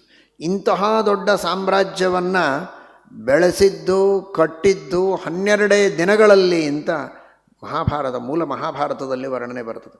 ಅಂತಹ ಮಹಾಸಮರ್ಥನಾದಂತಹ ವ್ಯಕ್ತಿ ಈ ಆಗಿನ ಕಾಲದಲ್ಲಿ ಇವತ್ತಿನ ಯಾವ ಅನುಕೂಲತೆಗಳಿಲ್ಲದ ಕೇವಲ ತಮ್ಮ ತಪಸ್ಸಾಮರ್ಥ್ಯ ಯೋಗ ಸಾಮರ್ಥ್ಯಗಳಿಂದ ರಾಜ್ಯವನ್ನು ವಿಸ್ತಾರಗೊಳಿಸಿ 12 ದಿನಗಳಲ್ಲಿ ಚಕ್ರವರ್ತಿತ್ವವನ್ನು ಪಡೆದುಕೊಂಡಂತಹ ಮಹಾನುಭಾವ ಮಾಂಧಾತ. ಅವನಿಗೆ 50 ಜನ ಹೆಣ್ಣು ಮಕ್ಕಳು. ಸೌಭರಿ ಋಷಿಗಳು ಅವನ ರಾಜ್ಯಕ್ಕೆ ಬರ್ತಾರೆ. ಒಂದು ಸಂದರ್ಭದಲ್ಲಿ ಪರಮ ವಿರಕ್ತ ಶಿಖಾಮಣಿಗಳಾದ ಸೌಭರಿ ಋಷಿಗಳು ಒಂದು ಆಹ್ನಿಕವನ್ನು ಮಾಡಿಕೊಂಡು ಕೂಳ್ತಾಗ 2 ಮೀನುಗಳು ಜೋಡಿ ಆಟ ಆಡುವುದನ್ನು ನೋಡುತ್ತಾರೆ. ನಾನು ಯಾಕೆ ಹೀಗೆ ಮದುವೆಯನ್ನು ಮಾಡಿಕೊಂಡು ಸುಖವಾಗಿರಬಾರದು ಅಂತ ಅವರಿಗೆ ಅನ್ನಿಸ್ತದೆ ವೃದ್ಧರಾದ ಮೇಲೆ. ಹಾಗಾದರೆ ಕನ್ಯೆಯನ್ನು ಯಾರಿಗೆ ಕೇಳಬೇಕು? ರಾಜರಿಗೆ ಹೋಗಿ ಕೇಳಿದರಾಯಿತು ಅಂತ, ನನಗೊಂದು ಕನ್ಯೆಯನ್ನು ಕೊಡು. ನೀವು ತಪಸ್ವಿಗಳು ವೃದ್ಧರು ಏನು ಮಾಡ್ತೀರಿ ಕನ್ಯೆಯನ್ನು ತೆಗೆದುಕೊಂಡು ಅಂತ. ಇಲ್ಲ, ನನಗೆ ಮದುವೆ ಮಾಡಿಕೊಂಡು ಸಂಸಾರ ಮಾಡಬೇಕು ಅಂತ ಇಚ್ಛೆ ಆಗಿದೆ, ಒಂದು ಕನ್ಯೆಯನ್ನು ಕೊಡು ಅಂತ. ಇಲ್ಲ ಅಂದರೆ ಶಾಪ ಕೊಡ್ತಾರೆ. ವೃದ್ಧರಿಗೆ ತನ್ನ ಮಕ್ಕಳನ್ನು ಹೇಗೆ ಕೊಡೋದು? ಅದಕ್ಕೆ ಅವನು ಹೇಳಿದ, ಅವ್ರು ಕೇಳಿದ್ದು ಒಂದೇ ಕನ್ಯೆ, ಆದರೆ ನೀನು ಅಂತಃಪುರದಲ್ಲಿ ಹೋಗಿ ವಿಚಾರಿಸು, ಯಾರಾದರೂ ಮದುವೆಗೆ ಸಿದ್ಧರಾದರೆ ನೀವೇ ಮದುವೆ ಮಾಡಿಕೊಂಡು ಹೋಗ್ಬೋದು ಅಂತ. ಅಂದರೆ ಅಕಸ್ಮಾತ್ ಇಲ್ಲ ಅಂದರೆ, ಕನ್ಯೆಯರು ಇಲ್ಲ ಅಂದರೆ ಅವರ ಮೇಲೇನು ಕೋಪ ಮಾಡಲಿಕ್ಕಿಲ್ಲ, ನಾನಿಲ್ಲ ಅಂದರೆ ಶಾಪ ಕೊಟ್ಟು ಬಿಡ್ತಾರೆ ಅಂತ ಅವನ ಉಪಾಯ.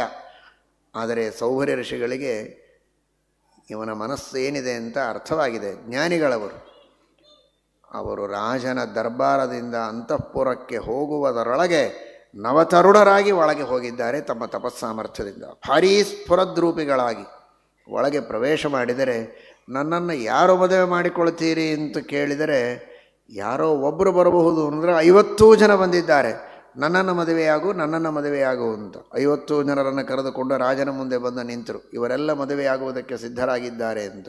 ಇವರ ರೂಪವನ್ನು ನೋಡಿ ಅವನೂ ಆಶ್ಚರ್ಯಚಕಿತನಾಗಿದ್ದಾನೆ. ಭಗವಂತನ ಸಂಕಲ್ಪ ಅಂತ ತಿಳಿದು 50 ಜನರನ್ನು ಕೊಟ್ಟು ಮದುವೆ ಮಾಡಿದ್ದಾನೆ. ಇಂತಹ ಮಹಾನುಭಾವರು ಆ ಸೌಭರಿ ಋಷಿಗಳು. ಅದರ ಹಿನ್ನೆಲೆಯನ್ನು ಪುರಾಣಾಂತರದಲ್ಲಿ ತಿಳಿಸ್ತಾರೆ. ಅವರು ಅಪರೋಕ್ಷ ಜ್ಞಾನಿಗಳು. ಅಪರೋಕ್ಷ ಜ್ಞಾನಿಗಳಾದಂತಹ ಮಹಾನುಭಾವರು ಕೂಡ ತಮ್ಮ ಪ್ರಾರಬ್ಧ ಕರ್ಮ ಏನಿರುತ್ತೆ ಅದನ್ನು ಅನುಭವಿಸಲೇಬೇಕು ಅಂತ. ಆ ಪ್ರಾರಬ್ಧ ಕರ್ಮ ಇವರಿಗೆ ಎಷ್ಟಿತ್ತು ಅಂದರೆ ಇನ್ನೂ 50 ಜನ್ಮಗಳನ್ನು ಪಡೆಯುವಷ್ಟು ಪ್ರಾರಬ್ಧ ಕರ್ಮ ಇತ್ತು. 50 ಜನ್ಮಗಳು, 50 ಮದುವೆಗಳಾಗಬೇಕು, 50 ಮನೆಗಳನ್ನು ಕಟ್ಟಬೇಕು, ಅಲ್ಲಿ ಸಂಸಾರವನ್ನು ಮಾಡಿ ಸುಮಾರು 5,000 ಮಕ್ಕಳನ್ನು ಪಡೆಯುವಷ್ಟು ಇವರ ಪ್ರಾರಬ್ಧ ಕರ್ಮ ಇತ್ತು. ಆದರೆ ಭಗವಂತ ಆ ಯೋಗಿಗಳಿಗೆ, ತಪಸ್ವಿಗಳಿಗೆ ಒಂದೇನು ಅನುಕೂಲತೆ ಕೊಟ್ಟ ಅಂದರೆ, ಒಬ್ಬೊಬ್ಬರಿಗೆ ಒಂದೊಂದು ರೀತಿಯ ಪ್ರಾರಬ್ಧ ಕರ್ಮ ಇರುತ್ತೆ, ಎಲ್ಲರಿಗೂ ಹಾಗಾಗತ್ತೆ ಅಂತಲ್ಲ. ಇವರ ಪ್ರಾರಬ್ಧ ಕರ್ಮದೊಳಗೆ ಇದೂ ಸೇರುತ್ತೋ ಏನೋ, ಆ ಮುಂದೆ ಬರುವ 50 ಜನ್ಮಗಳಲ್ಲಿ ಆಗುವ ಭೋಗವನ್ನು ಒಂದೇ ಜನ್ಮದಲ್ಲಿ ಮಾಡೋದಕ್ಕೆ ಪರಮಾತ್ಮ ಅವಕಾಶ ಕೊಟ್ಟ. ಹಾಗಾಗಿ 50 ಮದುವೆ, 50 ಮನೆ, 5,000 ಮಕ್ಕಳನ್ನು ಪಡೆದಿದ್ದಾರೆ.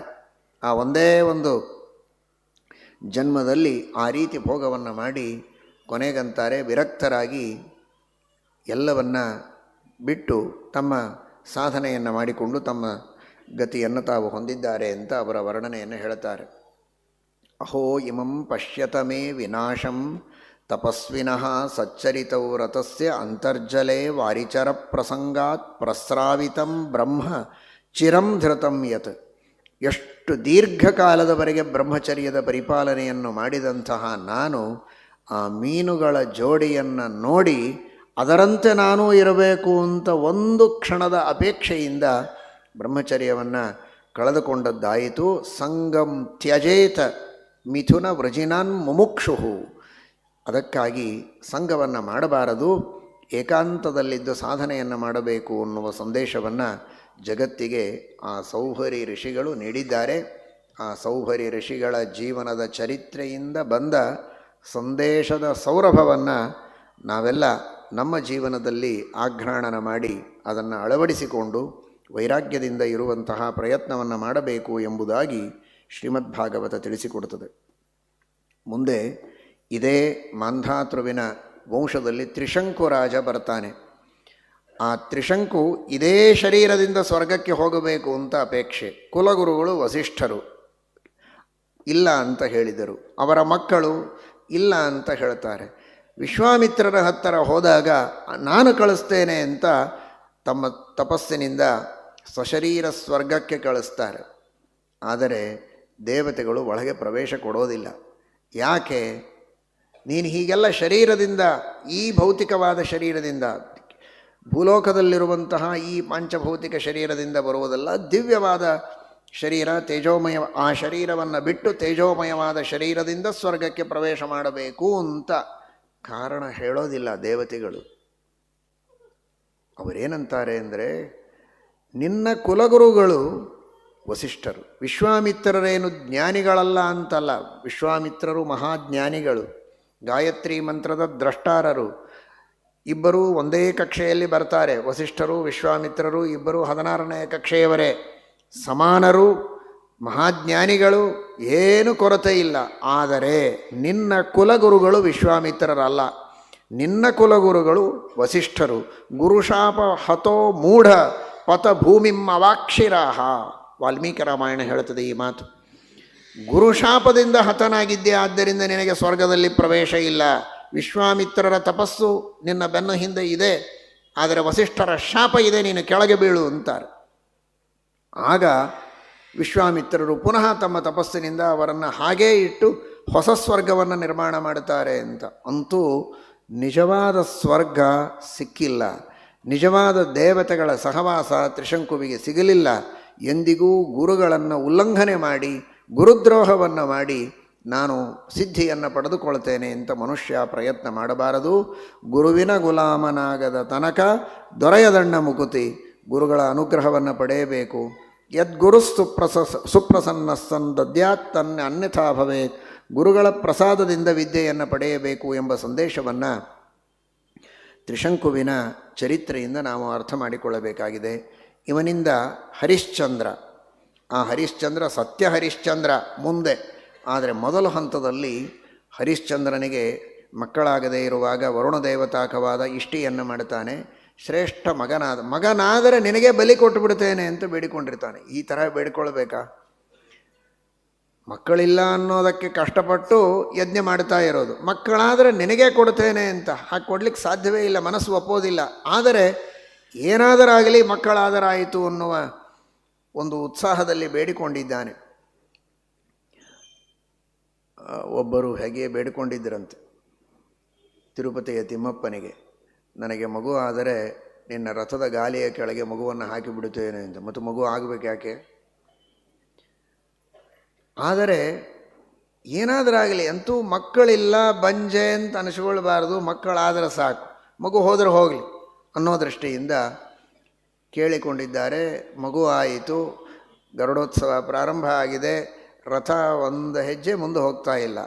ಅರ್ಚಕರು ಅಲ್ಲಿರುವಂಥವರು ಮಹಾಂತರು ಒದರ್ತಾ ಇದ್ದಾರೆ, ಯಾರಾದರೂ ಹರಕೆ ಏನಾದರೂ ಬೇಡ್ಕೊಂಡಿದ್ದರೆ ಮುಗಿಸ್ಬಿಡ್ರಿ, ರಥ ಮುಂದೆ ಹೋಗ್ತಾ ಇಲ್ಲ ಅಂತ.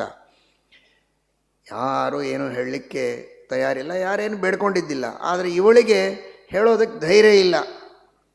ಆಗ ಎಲ್ಲಿಯೋ ಗುಸುಗುಸು ಹೇಳಿದ್ದಾಳೆ, ಈ ರೀತಿ ನನ್ನ ಮಗುವನ್ನು ನಾನು ರಥದ ಗಾಲಿಗೆ ಹಾಕ್ತೇನೆ ಅಂತ ಬೇಡ್ಕೊಂಡಿದ್ದೆ, ಆದರೆ ಈಗ ಧೈರ್ಯ ಇಲ್ಲ. ಈಗ ಹುಟ್ಟಿದ ಹಾಲು ಕಂದಮ್ಮನನ್ನು ರಥದ ಗಾಲಿಗೆ ಹಾಕೋದು ಅಂದರೆ ಹೇಗೆ ಮನಸ್ಸಾಗತ್ತೆ ಅಂತ. ಅದು ಎಲ್ಲಿಯೋ ಕೇಳಿಸ್ತು ನೋಡಿ ಅರ್ಚಕರಿಗೆ ಮಹಾಂತಕರಿಗೆ. ಅವರು ಕೈಯಾಗಿನ ಕೂಸು ಹಿಡಿದು ಎಳ್ಕೊಂಡ್ರು. ನಿನ್ನ ಒಬ್ಬಳ ಸಲುವಾಗಿ ಇಷ್ಟು ಜನ ಇಲ್ಲಿ ಕಾಯ್ತಾ ಇದ್ದಾರೆ, ರಥೋತ್ಸವ ಆಗಬೇಕು ಅಂತ ಆ ಕೂಸನ್ನು ತೆಗೆದುಕೊಂಡದ್ದೇ ಗಾಲಿಗೆ ಹಾಕಿದರು. ರಥ ಹೋಯಿತು, ಕೂಸಿಗೆ ಏನೂ ಆಗಲಿಲ್ಲ, ಭಗವಂತ ರಕ್ಷಣೆ ಮಾಡಿದ.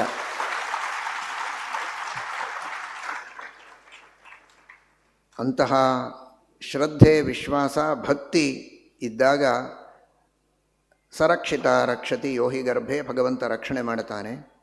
ಇವನಿಗೆ ಆ ಶ್ರದ್ಧೆ, ಆ ವಿಶ್ವಾಸ ಆ ಕ್ಷಣದಲ್ಲಿ ಬಂದಿಲ್ಲ. ಮಗ ರೋಹಿತ, ಆ ರೋಹಿತನನ್ನು ಹುಟ್ಟಿದ ಮಗು ಇನ್ನೂ ವೃದ್ಧಿಯಲ್ಲಿದ್ದೇವೆ, ಈಗ ಕೊಡೋದಿಲ್ಲ, 10 ದಿವಸ ಆದಮೇಲೆ ಬಾ ಅಂದ. ಸರಿಯಾಗಿ ವರುಣ 10 ದಿವಸ ಆದ ಕೂಡಲೇ ಬಂದ. ಅವನು ಸರಿಯಾದ ಸತ್ಯ ಮಾತಿಗೆ ಬೆಲೆ ಕೊಡುವವನು. ಸತ್ಯಾನೃತೆ ವಿವಿಂಚತೆ, 10-11ನೇ ದಿವಸ ಬೆಳಗ್ಗೆ ಹಾಜರಿದ್ದ. ಇನ್ನೂ ಹಲ್ಲು ಬಂದಿಲ್ಲ ಅಂದ. ಹಲ್ಲು ಬರದೇ ಇದ್ದದ್ದನ್ನು ಬಲಿ ಕೊಡೋದಕ್ಕೆ ಅಷ್ಟು ಸರಿ ಕಾಣಿಸೋದಿಲ್ಲ, ಬಚ್ಚ ಬಾಯಿ. ಆದ್ದರಿಂದ ಹಲ್ಲು ಬಂದ ಮೇಲೆ ಬಾ ಅಂದ. ಹಲ್ಲು ಬಂದ ಕೂಡಲೇ ಬಂದ. ಇದು ಹಾಲಿನ ಹಲ್ಲು, ಹೊಸ ಹಲ್ಲು ಬರಬೇಕು, ಇದು ಬಿದ್ದು ಬರಬೇಕು ಅಂದ. ಬಿದ್ದು ಬಂತು. ಇವನು ಒಳ್ಳೆ ಕ್ಷತ್ರಿಯ. ಕ್ಷತ್ರಿಯ ಅಂದಮೇಲೆ ಹೇಗೆ ತಯಾರಾಗಬೇಕು, ಒಳ್ಳೆ ಯುದ್ಧಕ್ಕೆ ಕವಚ ಹಾಕಿಕೊಂಡು ಒಳ್ಳೆ ತರುಣನಾಗಿ ಎಲ್ಲ ಕಾರ್ಯ ಮಾಡಲಿಕ್ಕೆ ಸಿದ್ಧನಾದ ಅಂದರೆ ಅಂತಹ ಒಂದು ಸಮರ್ಥ ಬಲಿಯನ್ನು ನಿನಗೆ ಕೊಟ್ಟರೆ ಚೆನ್ನಾಗಿರುತ್ತೆ ಅಂತ. ಆಮೇಲೆ ಮತ್ತೆ ಅವನು ಬರೋದರೊಳಗೆ ಅಷ್ಟೊತ್ತಿಗೆ ಈ ಹುಡುಗನಿಗೆ ತಿಳುವಳಿಕೆ ಬಂದಿತ್ತು. ನನ್ನನ್ನು ಬಲಿ ಕೊಡೋ ವಿಚಾರದೊಳಗಿದ್ದಾರೆ ಅಂತ ಗೊತ್ತಾದ ತಕ್ಷಣ ಅವನು ಅರಣ್ಯಕ್ಕೆ ಹೋಗಿದ್ದಾನೆ. ಇವನಿಗೆ ವರುಣನ ದ್ರೋಹ, ಹಾಗಾಗಿ ಹೊಟ್ಟೆಯಲ್ಲಿ ನೀರು ತುಂಬಿದೆ. ಜಲೋದರ ಒದ್ದಾಡ್ತಾ ಇದ್ದಾನೆ. ಅಯ್ಯೋ ನನಗಾಗಿ ತಂದೆ ಒದ್ದಾಡ್ತಾ ಇದ್ದಾನೆ ಅಂತ ಅರಣ್ಯದಿಂದ ಇವನಿಗೆ ಯಾರಿಂದಲೋ ವಿಚಾರ ತಿಳಿದಿದ್ದಕ್ಕೆ ಬರಬೇಕು ಅಂದರೆ ಇಂದ್ರದೇವರು ತಡೆದಿದ್ದಾರೆ, ನೀನು ಹೋಗಬೇಡ ಅಂತ. 1 ಸಲ 2 ಸಲ 3 ಸಲ 4 ಸಲ ಹೀಗೆ ಅವನು ಎಷ್ಟು ಬಾರಿ ಬರಬೇಕು ಅಂತಾನೋ ಅಷ್ಟು ಬಾರಿ ನೀನು ತೀರ್ಥಯಾತ್ರೆಯನ್ನು ಮಾಡು, ಸಂಚಾರ ಮಾಡು, ರಾಜ್ಯಕ್ಕೆ ಹೋಗಬೇಡ ಅಂತ ತೀರ್ಥಯಾತ್ರೆಯ ಮಹತ್ವವನ್ನು ಬಹಳ ಅದ್ಭುತವಾಗಿ ವರ್ಣನೆ ಮಾಡುತ್ತಾರೆ ಇಂದ್ರದೇವರು. ನೀನು ಕುಳಿತಿ ಅಂದರೆ ನಿನ್ನ ಭಾಗ್ಯ ಕುಳಿತಿದೆ ಅಂತ ಅರ್ಥ. ನೀನು ನಿಂತರೆ ನಿನ್ನ ಭಾಗ್ಯ ಊರ್ಧ್ವಸ್ತಿಷ್ಠತಿ ತಿಷ್ಠತಃ. ನೀನು ಸಂಚಾರ ಮಾಡ್ತಿದ್ದಿ ಅಂದರೆ ನಿನ್ನ ಭಾಗ್ಯ ಎಲ್ಲ ಕಡೆಗೆ ನಾಟ್ಯ ಮಾಡುತ್ತೆ. ಆದ್ದರಿಂದ ಭಾಗ್ಯ ದೈವತೆ ಕುಣಿಯಬೇಕು ಅಂದರೆ ನೀನು ಸಂಚಾರ ಮಾಡು, ತೀರ್ಥಯಾತ್ರೆ ಮಾಡು, ಮನೆಗೆ ಹೋಗಬೇಡ ಅಂತ ಈ ರೀತಿ ತಡೀತಾರೆ. ಕೊನೆಗೂ ಅವನು ತನ್ನ ಮನೆಗೆ ಬರೋ ಹೊತ್ತು ಏನಾದರೂ ಮಾಡಿ ನನ್ನ ತಂದೆಯ ರೋಗವನ್ನು ಪರಿಹಾರ ಮಾಡಬೇಕು ಅಂತ ಅವನು ಹೊರಟಾಗ ಆಜೀಗರ್ತರ ಮಗ, 3 ಜನ ಮಕ್ಕಳು, ಅದರಲ್ಲಿ ಶುನಃಪುಚ್ಛ, ಶುನಶ್ಶೇಪ, ಶುನೋಲಾಂಗೂಲ. ಹಿರಿಯ ಮಗ ನನಗೆ ಬೇಕು ಅಂತ ತಂದೆ, ಕಿರಿಯ ಮಗ ಬೇಕು ಅಂತ ತಾಯಿ. ಮಧ್ಯದಲ್ಲಿದ್ದವನನ್ನು ಇಬ್ಬರು ತಂದೆ ತಾಯಿ ತೆಗೆದುಕೊಂಡು ಹೋಗೋದಕ್ಕೆ ಒಪ್ಪಿಗೆ ಕೊಡ್ತಾರೆ. ಆ ಶುನಶ್ಶೇಪನನ್ನು ತಂದು ಆ ವರುಣ ದೇವತಾಕವಾದ ಯಜ್ಞದಲ್ಲಿ ಅವನನ್ನು ಬಲಿ ಕೊಡುವುದಕ್ಕೆ, ಪಶುವನ್ನಾಗಿ ಸಮರ್ಪಣೆ ಮಾಡುವುದಕ್ಕೆ ಯಾವಾಗ ಸಿದ್ಧನಾಗ್ತಾನೋ ಆಗ ಆ ಶುನಶ್ಶೇಪ ವಿಶೇಷವಾಗಿ ಅಲ್ಲಿರುವಂತಹ ವಿಶ್ವೇದೇವತೆಗಳು, ಪ್ರಜಾಪತಿ, ಸೂರ್ಯ ಮೊದಲಾದ ಎಲ್ಲರನ್ನೂ ಸ್ತೋತ್ರ ಮಾಡ್ತಾನೆ. ಹೇಗೆ ರಥ ಕೂಸಿನ ಮೇಲೆ ಸಾಗಿದರೂ ಕೂಸು ಸಾಯಲಿಲ್ಲ, ಹಾಗೆ ಇವನನ್ನು ಆ ಬಲಿಪಶುವನ್ನಾಗಿ ಕೊಡಬೇಕು ಅಂತ ಯೂಪದಲ್ಲಿ ಕಟ್ಟಿ ಇನ್ನೇನು ಪಶುವನ್ನಾಗಿ ಅರ್ಪಿಸಬೇಕು ಅಂದರೆ ದೇವತೆಗಳು ಅವನನ್ನು ಮೋಚನೆ ಮಾಡಿಸಿ ಅವನಿಗೆ ಅನುಗ್ರಹ ಮಾಡಿದ್ದಾರೆ. ಶುನಶ್ಶೇಪನೂ ಬದುಕಿದ, ಈಚೆಗೆ ರೋಹಿತನೂ ಬದುಕಿದ. ಇವನ ಜಲೋದರ ರೋಗವೂ ಪರಿಹಾರ ಆಗಿದೆ. ಇವನೇ ಮುಂದೆ ಪೂರ್ಣವಾಗಿ ಸತ್ಯವಂತನಾಗಿ ವಿಶ್ವಾಮಿತ್ರರನ್ನು ವಿಶೇಷವಾಗಿ ಸಂತೋಷಪಡಿಸಿ ಅವರ ಅನುಗ್ರಹಕ್ಕೆ ಪಾತ್ರನಾಗಿದ್ದಾನೆ ಅಂತ ಹರಿಶ್ಚಂದ್ರನ ಕಥೆಯನ್ನು ಹೇಳ್ತಾರೆ. ದೇವರಿಗೆ ಯಾವುದಾದರೂ ಹರಕೆಯನ್ನು ಬೇಡಿಕೊಂಡ್ರೆ ಮೊದಲನೇದ್ದು ಅದನ್ನು ನೆನಪಿಟ್ಕೋಬೇಕು. ಕೆಲವರು ಮರ್ತೇ ಬಿಡ್ತಾರೆ. ನೆನಪಿಟ್ಟುಕೊಂಡು ಸರಿಯಾಗಿ ಅದನ್ನು ಪರಿಪಾಲನೆ ಮಾಡಬೇಕು. ಯಾವ ರೀತಿ ಹರಕೆ ಹೊತ್ತರೆ ತನಗೆ ಮಾಡಲಿಕ್ಕೆ ಸಾಧ್ಯ ಇದೆಯೋ ಅಂಥ ಹರಕೆಯನ್ನೇ ಹೊರಬೇಕೇ ಹೊರತು ಆಗದೇ ಇರೋದನ್ನೆಲ್ಲ ಹರಕೆ ಹೊರಬಾರದು ಅಂತ ತಿಳಿಸ್ತಾರೆ. ಕೆಲವು ಸಣ್ಣ ಸಣ್ಣದು ಬೇಡ್ಕೊಂಡಿರ್ತಾರೆ. ನಾನು ಪರೀಕ್ಷೆಯಲ್ಲಿ ಪಾಸಾದರೆ ನಮ್ಮ ಅಪ್ಪನ ತಲೆ ಕೂದಲು ಕೊಡ್ತೇನೆ ವೆಂಕಪ್ಪನಿಗೆ, ತಾನು ಕೊಡೋದಿಲ್ಲಂತೆ, ಅವರಪ್ಪ ಕೊಡಬೇಕು ಅಂತ. ಇರಲಿ ಪರವಾಗಿಲ್ಲ, ಅಷ್ಟರ ಮಟ್ಟಿಗೆ ನಡೀತದೆ. ಅದು ಬಿಟ್ಟು ಅಪ್ಪನ ಪ್ರಾಣವನ್ನೇ ಕೊಡ್ತೇನೆ ಅಂತ ಬೇಡ್ಕೋಬಾರ್ದು ಅಷ್ಟೆ. ಈ ರೀತಿ ಈ ಹರಿಶ್ಚಂದ್ರನ ಚರಿತ್ರೆಯನ್ನು ತಿಳಿಸ್ತಾರೆ. ಮುಂದೆ ಇದೇ ವಂಶದಲ್ಲಿ ಬಾಹುಕ ಅಂತ ರಾಜ ಆಗ್ತಾನೆ. ರಾಜ್ಯದಲ್ಲಿ ಅವನಿಗೆ ಯುದ್ಧ ಆಡುವಾಗ ಸೋಲಾಗ್ತದೆ. ಅರಣ್ಯಕ್ಕೆ ಹೋಗ್ತಾನೆ. ವಯಸ್ಸಾದ ಮೇಲೆ ತೀರಿ ಹೋಗ್ತಾನೆ. ತನ್ನ ಮಡದಿಯಲ್ಲಿ ಗರ್ಭಧಾರಣೆಯನ್ನು ಮಾಡಿಸಿರ್ತಾನೆ. ಆದರೆ ಮಗುವಿನ ಜನನದ ಮೊದಲೇ ತಾನು ಮೃತಿಯನ್ನು ಹೊಂದುತ್ತಾನೆ. ಆ ಸಂದರ್ಭದಲ್ಲಿ ಹೆಂಡತಿ ಸಹಗಮನ ಹೋಗಬೇಕು ಅಂತ ಹೊರಟ್ರೆ ಔರ್ವ ಅಂತ ಓರ್ವ ಋಷಿ ಬಂದು ಉಪದೇಶ ಮಾಡ್ತಾನೆ. ನಿನ್ನ ಹೊಟ್ಟೆಯಲ್ಲಿರುವ ಗರ್ಭ ಅದನ್ನು ಸಂಹಾರ ಮಾಡೋದಕ್ಕೆ, ಅದನ್ನು ಚಿತೆಯ ಮೇಲೆ ಏರಿಸುವುದಕ್ಕೆ ನಿನಗೆ ಅಧಿಕಾರ ಇಲ್ಲ. ಗರ್ಭಿಣಿ ಸ್ತ್ರೀಯಾದದ್ದರಿಂದ ನೀನು ಸಹಗಮನ ಹೋಗಬಾರದು ಅಂತ ಹೇಳ್ತಾರೆ. ಆದರೆ ಅನೇಕ ಜನ ಮಡದಿಯರಲ್ಲಿ ಇವಳಿಗೆ ಮಾತ್ರ ಗರ್ಭಧಾರಣೆಯಾಗಿರುತ್ತದೆ ಎನ್ನುವುದಕ್ಕೆ ಸವತಿಯರು ಯಥಾ ಪ್ರಕಾರ ಹಿಂದೆ ಕಥೆ ಕೇಳಿದ್ದೀರೆಲ್ಲ ಹಾಗೆ ವಿಷ ಕುಡಿಸಿರ್ತಾರೆ. ಆದರೆ ಭಗವಂತನ ಸಂಕಲ್ಪ ನೋಡಿ, ಅಲ್ಲಿ ಆ ಚಿತ್ರಕೇತು ರಾಜನ ಮಡದಿ ಕೃತದ್ಯುತಿಯಲ್ಲಿ ಗರ್ಭದೊಳಗೆ ವಿಷ ಸೇರಿದರೆ ಆ ಮೃತವಾಗಿ ಹುಟ್ಟುವಂತಹ ಪ್ರಸಂಗ ಬಂತು. ಗರ್ಭದಲ್ಲಿ ಅಲ್ಲ, ಹುಟ್ಟಿದ ಮೇಲೆ ವಿಷ ಕುಡಿಸಿದ್ದಕ್ಕೆ ಆ ಮಗು ಸತ್ತೋಯ್ತು. ಆದರೆ ಇಲ್ಲಿ ಗರ್ಭದೊಳಗೇ ವಿಷವನ್ನು ಪ್ರವೇಶ ಮಾಡಿಸಿದರೂ ಕೂಡ ಸಾಯಲಿಲ್ಲ. ಮಗು ವಿಷ ಸಹಿತವಾಗಿ ಹುಟ್ಟಿದೆ. ಗರ ಅಂದರೆ ವಿಷ. ವಿಷ ಸಹಿತವಾಗಿ ಹುಟ್ಟಿದ್ದರಿಂದ ಅವನಿಗೆ ಸಗರ ಅಂತ ಹೆಸರು ಬಂತು. ಅಂದರೆ ಭಗವಂತನ ಸಂಕಲ್ಪ ಇದ್ದರೆ ವಿಷ ಕುಡಿದರೂ ಸಾಯಬೇಕು ಅಂತಿಲ್ಲ. ವಿಷಮಪ್ಯಮೃತಂ ಕ್ವಚಿತ್ ಭವೇತ್ ಅಮೃತಂ ವಾ ವಿಷಮೀಶ್ವರೇಚ್ಛಯ. ವಿಷ ಕುಡಿದರೂ ಸಾಯಲಿಲ್ಲ ಅವನು. ಭಗವಂತನ ಸಂಕಲ್ಪ. ವಿಷದಲ್ಲಿ ಪರಮಾತ್ಮ ಇದ್ದಾನೆ. ಅದರ ಸತ್ತಾಪ್ರತೀತಿ ಪ್ರವೃತ್ತಿಗಳಿಗೆ ಭಗವಂತ ಕಾರಣ. ದ್ರವ್ಯಂಕರ್ಮಚ ಕಾಲಶ್ಚ ಸ್ವಭಾವೋ ಜೀವ ಏವಚ. ವಿಷದ ಸ್ವಭಾವ ಏನು? ಸಾಯಿಸುವ ಸ್ವಭಾವ. ಆದರೂ ಆ ಸ್ವಭಾವ ಭಗವದ್ ಅಧೀನವಾದದ್ದರಿಂದ ಆ ವಿಷ ಕುಡಿದರೂ ಸಾಯಿಸದೇ ಇರೋ ಹಾಗೆ ಮಾಡೋದು ಭಗವಂತನಿಗೆ ಸಾಧ್ಯ ಇದೆ ಎನ್ನುವುದನ್ನು ಈ ಸಂದರ್ಭದಲ್ಲಿ ನಾವು ತಿಳಿಯಬೇಕು. ಅವನು ಮಹಾಪರಾಕ್ರಮಿ. ಎಲ್ಲ ದೇಶದಲ್ಲಿರುವಂತಹ ಜನರನ್ನು ಸೋಲಿಸಿ ಅವರನ್ನು ಸಂಹಾರ ಮಾಡ್ತಾ ಇರಲಿಲ್ಲ. ಅವನು ಸ್ವಲ್ಪ ದಯೆ, ಕಾರುಣ್ಯ ಅವನಿಗೆ. ಹಾಗಾಗಿ ಅವರನ್ನು ವಿಕೃತ ವೇಷದೊಳಗೆ, ವಿಕೃತ ಕೇಶ ವಿಕೃತ ವೇಷವುಳ್ಳವರನ್ನಾಗಿ ಮಾಡಿ ಆಚೆಗೆ ದೂರ ಇಟ್ಟಿದ್ದಾನಷ್ಟೇ ಹೊರತು ಅವರನ್ನು ಸಂಹಾರ ಮಾಡಿಲ್ಲ. ಇವತ್ತೇನು ಅಭಾರತೀಯವಾದಂತಹ ಅನೇಕ ವೇಷಗಳು, ವಿಕೃತ ವೇಷಗಳು, ವಿಕೃತವಾದ ಕೇಶಾಲಂಕಾರಗಳೆಲ್ಲ ಬರ್ತಾ ಇವೆ. ಇದೆಲ್ಲ ಅದು ಸಗರ ಅವತ್ತು ಒಂದರ್ಥದಲ್ಲಿ ಅವರನ್ನು ಸೋಲಿಸಿ ಈ ಅನೂಚಾನವಾದ ಆರ್ಷ ಪರಂಪರೆ, ಆರ್ಷ ಸಂಸ್ಕೃತಿಗೆ ವಿರುದ್ಧವಾಗಿ ವರ್ತನೆ ಮಾಡುವವರನ್ನು ವಿಕೃತ ವೇಷ ವಿಕೃತ ಕೇಶಗಳಿಂದ ದೂರ ಅಟ್ಟಿದನಲ್ಲ, ಆ ಪರಂಪರೆಗೆ ಸೇರಿದ್ದು ಅಂತ ಅಂದ್ಕೊಳ್ಳಿ. ಹಾಗಾಗಿ ಆ ಪರಂಪರೆಯನ್ನು, ಆ ಪಥವನ್ನು ಅನುಸರಿಸುವುದು ಸರಿಯಾದದ್ದಲ್ಲ. ಶುದ್ಧವಾದ ಭಾರತೀಯವಾದ ಆರ್ಷ ವೇಷ, ಈ ಕೇಶಧಾರಣೆಯ ಕ್ರಮ ಏನಿದೆ, ಇದೇ ಕ್ರಮದಲ್ಲೇ ಕೇಶಧಾರಣೆ, ಇದೇ ಕ್ರಮದಲ್ಲಿಯೇ ವೇಷಧಾರಣೆಯನ್ನು ಮಾಡಬೇಕು ಅನ್ನುವ ಸಂದೇಶವನ್ನು ಈ ಮೂಲಕವಾಗಿ ಶ್ರೀಮದ್ ಭಾಗವತ ನಮಗೆ ನೀಡುತ್ತಾ ಇದೆ. ಅವನಿಗೆ ಸುಮತಿ, ಕೇಶಿನಿ ಅಂತ ಇಬ್ಬರು ಹೆಣ್ಣಂದಿರು. ಸುಮತಿಯಲ್ಲಿ 60,000 ಜನ ಮಕ್ಕಳಾಗ್ತಾರೆ. ಕೇಶಿನಿಯಲ್ಲಿ ಒಬ್ಬನೇ ಒಬ್ಬ ಮಗ ಅಸಮಂಜಸ ಅಂತ. ಅವನು ಅಶ್ವಮೇಧ ಯಾಗವನ್ನು ಮಾಡ್ತಾನೆ. ಆ ಅಶ್ವಮೇಧ ಯಾಗದ ಅಶ್ವವನ್ನು ತೆಗೆದುಕೊಂಡು ಕಪಿಲನಾಮಕ ಪರಮಾತ್ಮನ ಸನ್ನಿಧಾನದಲ್ಲಿ ಒಯ್ದಿಟ್ಟಿರ್ತಾರೆ. ಇವರು ಎಲ್ಲ ಕಡೆಗೆ ಅಶ್ವವನ್ನು ಹುಡುಕ್ತಾರೆ. 60,000 ಜನ ಮಕ್ಕಳು ಕುಳಿತೇನು ಮಾಡ್ತೀರಿ ಮನೆಯಲ್ಲಿ? ಕುದುರೆಯನ್ನು ಹುಡುಕಿಕೊಂಡು ಬನ್ನಿ, ಅಶ್ವಮೇಧ ಯಾಗ ಪೂರ್ಣ ಆಗಬೇಕು ಅಂತ ಸಗರ ಹೇಳ್ತಾನೆ. ಹುಡುಕ್ತಾರೆ. ಎಲ್ಲ ಕಡೆಗೆ ಹುಡುಕಿದರೂ ಎಲ್ಲಿ ಸಿಗೋದಿಲ್ಲ. ಕೊನೆಗೆ ಕೆಳಗೆ ಆ ಸುತ್ತಲ ಲೋಕದಲ್ಲಿರುವಂತಹ ಕಪಿಲನಾಮಕ ಪರಮಾತ್ಮನ ಹತ್ತಿರ ಹುಡುಕಿಕೊಂಡು ಹೋಗ್ತಾರೆ. ಅಲ್ಲಿ ಅಶ್ವ ಕಾಣಿಸ್ತದೆ.